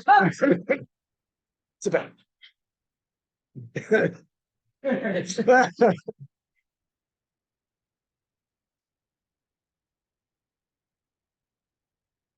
Thought he was doing the right thing by mowing some dry weeds in the afternoon. Started a fire that was quickly contained. Thank you to Cal Fire and Diamond Fire and County Fire for quickly containing that. Could have been a lot worse if it's been windy conditions. So lesson learned. We'll feature him as a guest speaker. Cold shot. Thing number 2. Where Ken's been sending out updates on the fire hazard severity zone mapping. We had questions in Logtown why one side of the street was high and the other side was very high. And we sent changes and suggestions and queries and public comment into the office and have not received any response, but I do notice that there's about 7 counties in the state that are revisiting those maps. So I will follow up with an email saying, hey, what about us? That you might want to look at what the new fire hazard severity zone maps are doing for your neighborhood or your fire safety council. And the word on the street is we may see all that be resolved here in very short order. Good. Something popped up and hats off to Hugh. One of the neighbors got their insurance not canceled, but said you are required to do this wildfire preparedness program. And we're all scratching our heads about what does that mean? It's a more stringent inspection. A lot of our normal and the education training of the 100 feet, the 6 feet, cover your gutters and screen your vents kind of thing. But it's more stringent than that. And the homeowner has to certify, you apply for this program through a vendor, and you have to certify that you've done all these things. And then the vendor sends out an inspector, you pay the cost. And the inspector verifies that you've done all these things. And then they submit the certification to your insurance company, and it's good for 3 to 5 years. So it's kind of a wild card in our effort, a little different. I think we need to find out a lot more about this program and insurance. And then finally, on a happy note, we had the Lockdown Fire Safe Council annual hot dog social last Saturday, attended by about 75 people. And we netted about $2,500 in the fund. Had a fun time. No raffle. We had a contest. No raffle.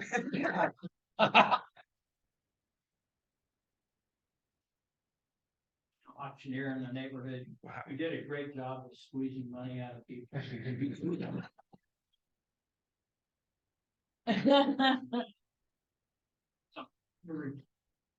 We're all going to come over to Logtown, Pat, and see how you do it. So, no, thank you. All right, I'm going around. Oh, Janet was up next. Then we'll go back to Greenstone. Janet, on behalf of Ockham Fairfield Fire Safe Council, we are holding our Green Waste Day on October 28th at the Pioneer Park Community Center. We will be putting out information on social media. Thanks to Hargos in the back, they're going to partner with us to do chipping again this year. If anybody knows anybody in the area, please send them our way. Okay, Janet. Oh, Greenstone. Denise Johnson from Greystone, we did our this weekend. They went to Greenstone and they were filmed within 3 days, so that was really great benefit to us, and hopefully we didn't overfill them. We'll have a little money in the spring.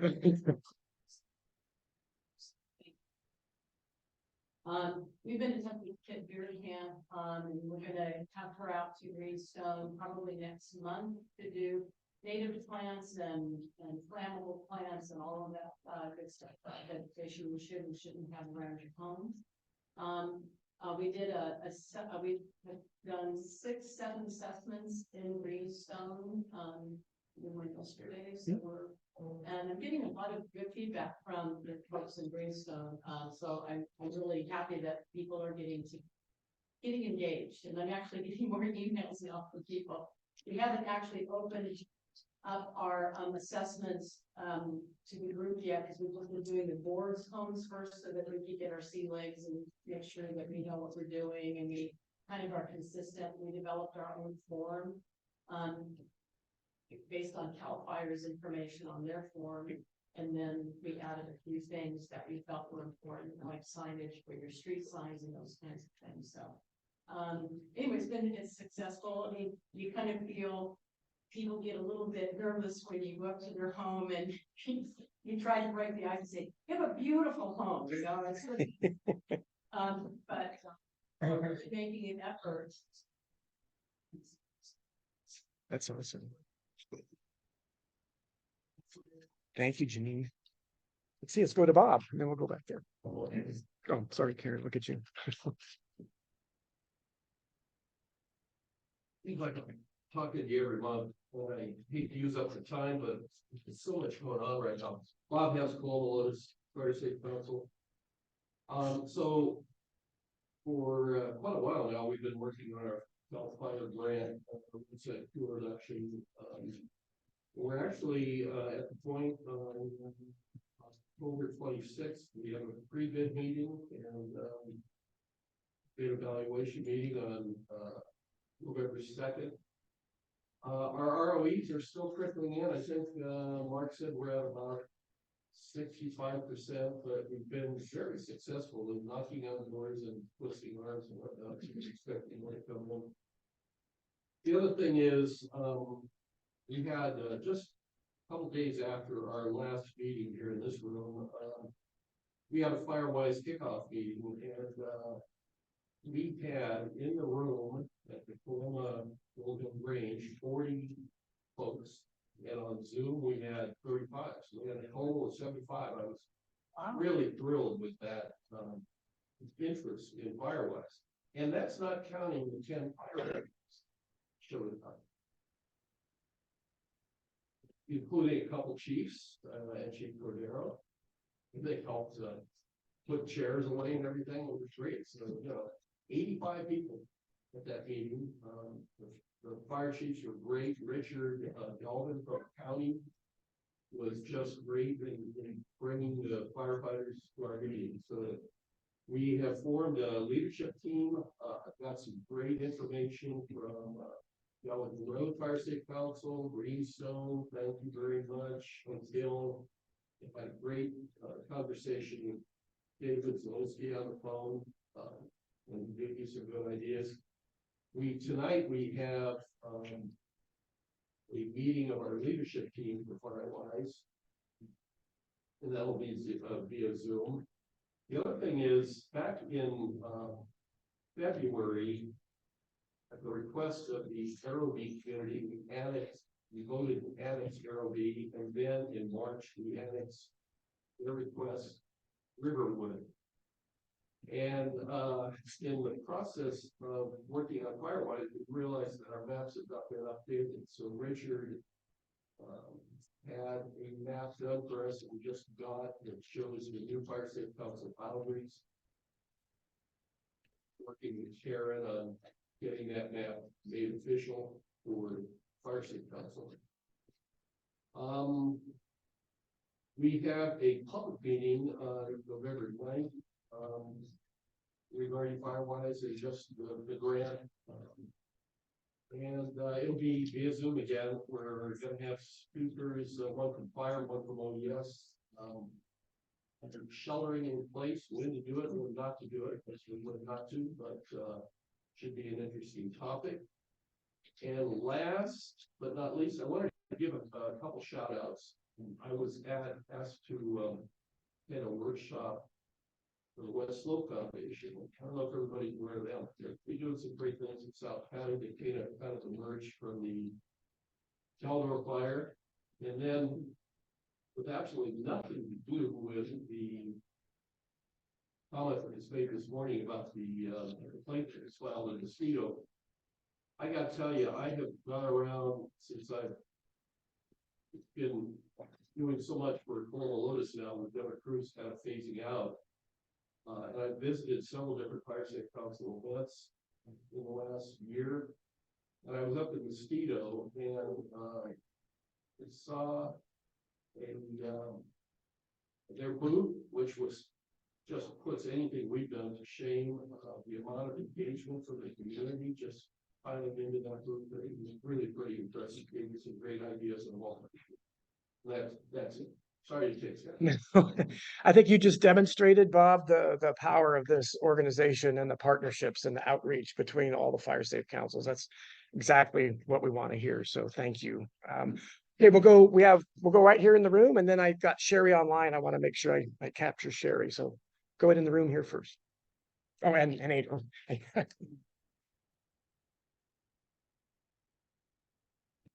The 29th, we're going to have over to do a radio discussion related to communication for all.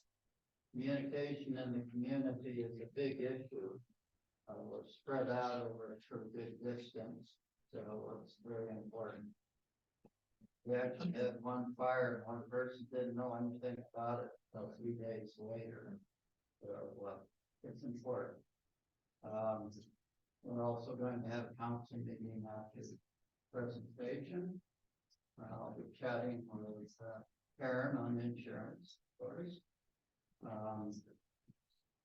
We're also having 2 community projects, one on road striping, since our road is a private road, and also another project on roadside fuel and that's it. Thank you. Sherry Hoff, you have the floor. Good morning, everyone. Just wanted to let you know, we did our green waste on September 26th. I think it was too late and too early because now all the leaves are on the ground. We didn't have a whole lot of attendance. We could really use it now. But since we didn't have much attendance, my son and I went around, we reached out to some people that we saw piles in their yards and reached out to them to see if we could come pick up. So we did about 8 loads in the back of my truck and took those up to the dumpster. We did have a chipper and another truck on site. So a lot of things got taken care of that way. A-Team had supported us by donating that to the cause and letting us utilize that. So that was wonderful. But since we didn't use much money, we will be doing another one, but we're going to do it in the beginning of June. We thought with the Pollock Pines Hands Across Pollock that June would be too soon since they have that at the end of May. And we were wrong. So we learned from that and we'll be doing another one come, I think June 1st is what we've got planned. Still working on looking at around in our area. We have a lot of our green belts that have been completed. And now we're putting together a maintenance program, working with our POA. And then I do have, which I'll send information to you, Ken. I do have someone that needs to do some community service and is willing to work on our roadsides. And wanted to know if we would be able to sign off on that as an associate council of El Dorado County Fire Safe Council. I know we did this a couple of years ago for one gentleman that needed 40 hours and I got approval on that. So I can send you the information, but it would be a great way to get our roadsides started because they have grown a lot this year. Yeah, let's chat, Sherry offline and see what we might be able to work out there. Okay, sounds great. And I'm just thrilled to hear everybody and all the different events everyone is having and the great success of people showing up. So that's fantastic. Thank you. Thanks for your energy too. All right, Angel, you're up next, and we'll make sure we get everybody.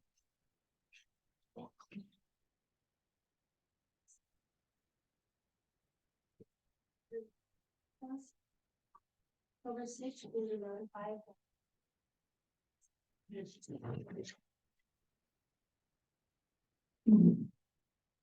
The larger issues that began in May of this year was the amount of trees that PG&E was cutting down in our community. I don't mean like 1 or 2, I mean like 100, 150. And they were stacking the trees on our roadways, etc. And through some advocation of Mountain Enterprises, TSU, our Fire Safe Council, PG&E is removing all of the trees that they cut down, with the exception of one small area because of its accessibility. But I think that's a huge accomplishment for Strasburg. I was also advised, which I think is a great good deal, the United States Forest Service trees that they're cutting down this year, they're supposed to haul out also. One of the things that Doug and I from Wrights Lake have talked about over the last 2 years is some sort of a connectivity between the communities and between us, above us, and below us. So that would Ivers, Silver Core, Science Camp, 42-mile, Strawberry Track, and I have been invited to speak at Strawberry Track, and they're very interested in becoming friends. The Ivers Silverport community is also researching Firewise and trying to help them with that. And then I wanted to introduce a representative from Science Track that I invited here today, Harlan, who is interested in also becoming Firewise Fire Safe Council. Thank you. Thank you, Angel. Let's see, we got, I think David, and then Probably said last time, I'm excited. Placer Fire Safe Council is now Firewise. And Bob is looking up in at Escathlon on October 30th with GMRS training. Yes, Okay. I will be. Oh, what? I can't even have grandchildren in Portugal Health Hospital, so we'll see. But if you could send me some information, on this, I can publicize it with lots of them. Thank you. Oh, and I couldn't figure out what I did with wrap, and so we're out of flipping wrap. I apologize. okay, it's a wrap. All right, thanks, David. Karen, Mosquito. Thanks, Ken. So, Mosquito held its second block party at the end of September. We talked about the first one last time where we had OEM and CAL FIRE and Sierra who focused on evacuation. This last one we did was Fiesta Friday, and we had a Mexican food caterer, which was a lot of fun. We had Scalar, who we learned of from here, for the large animal rescue, and we had AirMed and Sierra again, and again, it was just really successful, a lot of fun. We learned a few things from the second one, like it does get dark sooner. Yeah. Kids did enjoy doing the piñata by headlights up the car. So it was fun. And then of course, Johnny decided that we should all do have fresh churros. And we did that there, and that was a lot of fun. Big attraction for everyone, and they turned out really good. I do want to say that we have a couple programs that we're really working on up there. The assessments that we have been doing have become very popular, even with our community members who have had other assessments or who thought that their properties were really, nice and fire safe, and keep telling us that they learned so much more after we did their assessments. And so it's been, very popular, and very positive feedback. And then the other thing is the SERA program we're really, have a lot of people that have become interested in the emergency radio, program. And so I wanted to put a shout out to SERA for they come every time we ask them to come and speak, every time we ask them to. So, appreciate that. And again, Johnny is working on putting together block parties, which we're finding are very effective in our community. It's a smaller, more intimate environment to get our message out across to. So we're trying to get some information together to help the other fire state councils who want to do that. So anyway, that's what we're up to. Thank you, Karen. Hugh, I think you had your hand up for Texas Hill. Yeah, Texas Hill, I don't have a whole lot, but I do want to let other people know, tomorrow we're starting a fuel modification project out there. With a grant from Sierra Nevada Conservancy. This has been in the works for quite a while. The biggest problem has been trying to get the contractor, everything's in place, but it's trying to get the contractor available because they've been working on the Caldor stuff. So now they're moving out, they'll be moving in there tomorrow. It's not a huge project, but it is part of it is a piece that ties a bit to our CWPP. So we just keep chipping away at that as we go. No pun intended. So we'll be doing on that. No pun intended. No pun intended. Okay. So that's what we have. And then also, I just want to say while I have the mic, because Ken will take it back. In listening to Greenstone, listening to people, when we do the assessments, and I know I'm noticing the thing in our areas, I do them, we're really achieving a lot because it's an educational opportunity for the people to learn a lot that unfortunately the inspectors, they don't have time. When the county comes out or CAL FIRE, those people, they're on the clock. They don't have a lot of time. They're there and they'll tell people about it. But our opportunity, the whole assessment program, as you all know, it's really an educational thing. We have no authority to make anybody, but I think you'll find when you go back and look, and I heard that, I think, from Greenstone, having taken the opportunity to educate those people and talk to them as a neighbor, when you're done, you're probably going to get more done ultimately than even the inspectors would get done over time. So I really think that's really good and it's really working out. I'm really happy to see everybody stepping into that. And as a note of that, last month, I forgot to report earlier, last month there were 78 assessments done among the group. So we just keep working at it. And thank you for all your help. Well, I think it goes without saying that the program is, as it's growing, what we're doing here was featured in a press release at the Sacramento level, the statewide level, showcasing the relationship, the partnership, and this defensible space evaluation program, which is becoming a pilot throughout all of California. And yes, Hugh had to be interviewed in the press release. So sorry.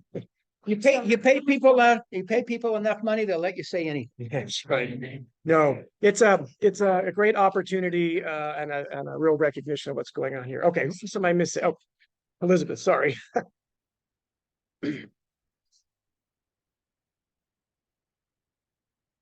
Elizabeth Sanders, Fire State Council. Just wanted to let everybody know I gave a presentation at the West Slope Foundation.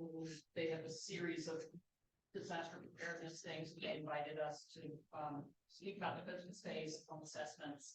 So it was the rapid fire hour condensed version, but mainly I was promoting to them that these home assessment opportunities that are available and really all the free and reduced cost programs you guys have put together. So I really want to stress those again and thank the council again for getting these amazing resources in place for us. So when we're out there interacting with the public, we can say, look, everybody's like, oh, I can't do it. Oh, my back hurts. Oh, surgery.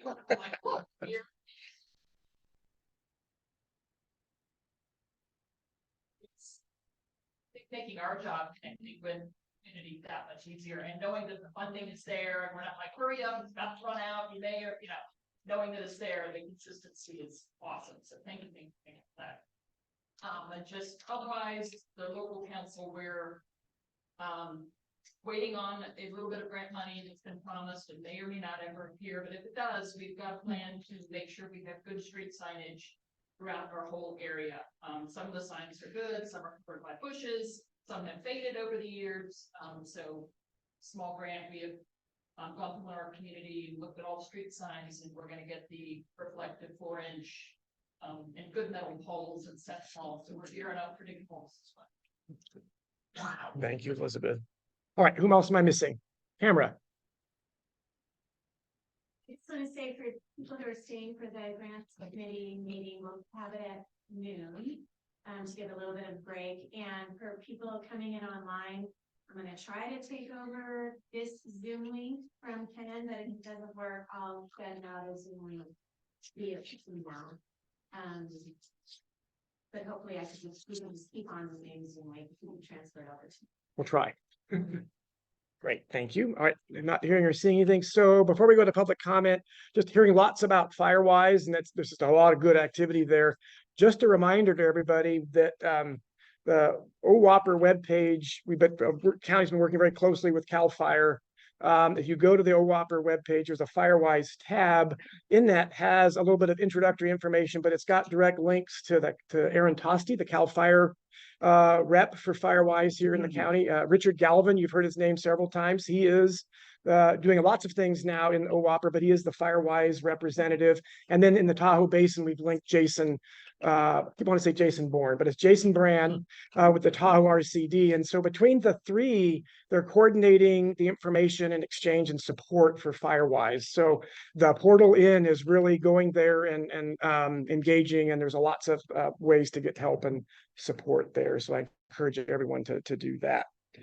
So lastly, we're down to public comment, item 12. Again, if anybody has anything that hasn't already been covered, certainly welcome to provide that here. And again, I know we're late, but again, remember 3 minutes per person, and just respect that so we can get folks on to the next meeting at 12. But thank you. Go ahead.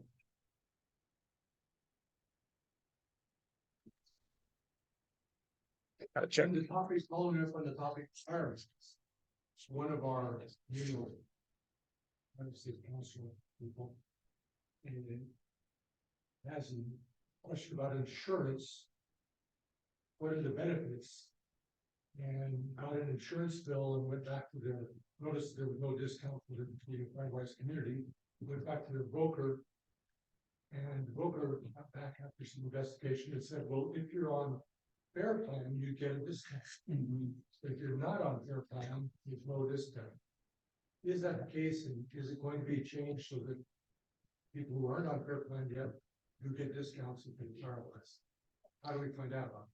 So this is, Chuck, you're spot on. This has been a very evolving, a bit nebulous process between the insurance commissioner's office and insurance companies and all of that. And we're trying at the county level, Tom's program, we're trying to feed information in there as we learn, because this has been a topic of the Board of Supervisors. They had a presentation from the insurance commissioner's office, or DOI, this last week. We didn't necessarily hear anything new that we didn't already know.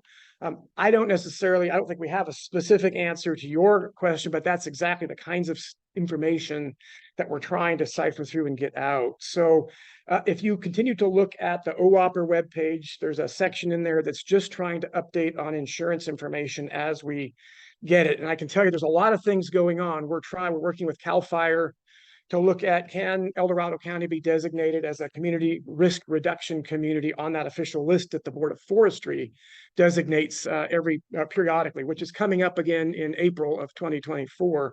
So Jeff has been working very closely with us to try to, there's some things the county may have to do to get us there, but if we can do that, there's another opportunity for insurance companies to be able to provide discounts based on that designation. So we're trying to get all of that information out, but some of it's based on individual insurance companies. So we're going to keep all of that on the radar as best we can, and we'll try to get. We even talked at the E-Board. We would like to have. I know Steve Willis had a really good presentation a few months ago at Lake Hills. We would like to bring a group to come in and talk here. We even talked about potentially next month, but if not, maybe right after the first of the year. I think we actually said the first of the year, so we can really dive into this with more information. So thank you for bringing that up. Any other public comments? Let me go back to Heidi again.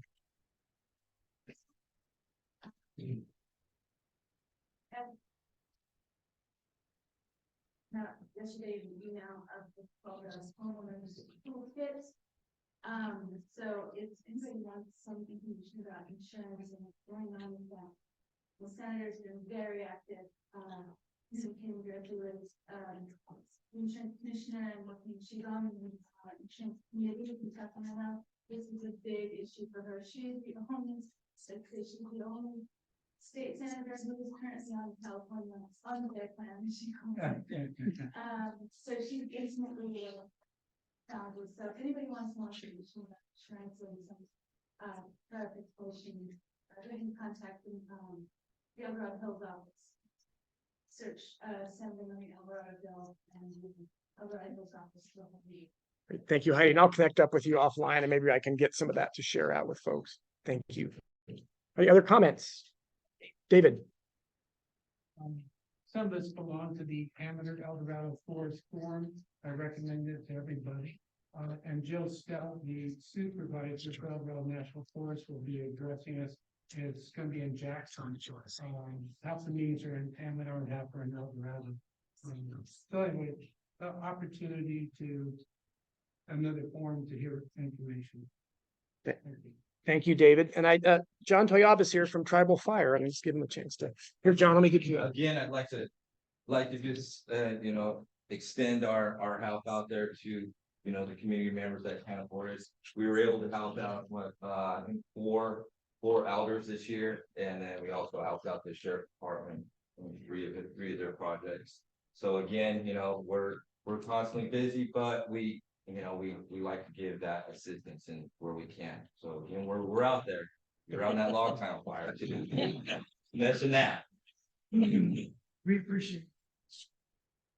All right, I'm not hearing or seeing any additional comments. I appreciate you. Oh, sorry. Oh, I'm sorry. Grab a microphone. Please grab a microphone. Yeah, I'm Harlan Jones and kind of new to the site. We burned out the Twin Bridges and the Keldor fire. And but now being more of an isolated two-track community to a big community. So I've been working with Lucas Shepard and each of us has provided a ton of information. So we basically just give you a little overview of where I'm headed with this. Is that we've got a kind of a three-pronged plan I just put together. Going after infrastructure, what makes science unique is we have our own fire system, but it's not formally certified or anything. So we're taking a look at that, the Firewise community as well as the Fire Safety Council, and then coordinating with our neighbors. So really looking forward to being more engaged, and we'll see where this goes. But we all got walloped by the insurance thing as well. But we're really looking to mitigate the fire risk, harden the community a little bit more, and get some formal structure in place for managing the fire risk. Thanks. Thank you, Harlan. Apologies for looking past you there. Okay, all right. Well, recognizing the late hour, and we want to be able to give time for folks to get out and get back for the grants committee. I think we're good. Thank you, everybody, for a very good meeting. Next meeting is November 15th right here. Have a great day. Thank you. Meeting adjourned.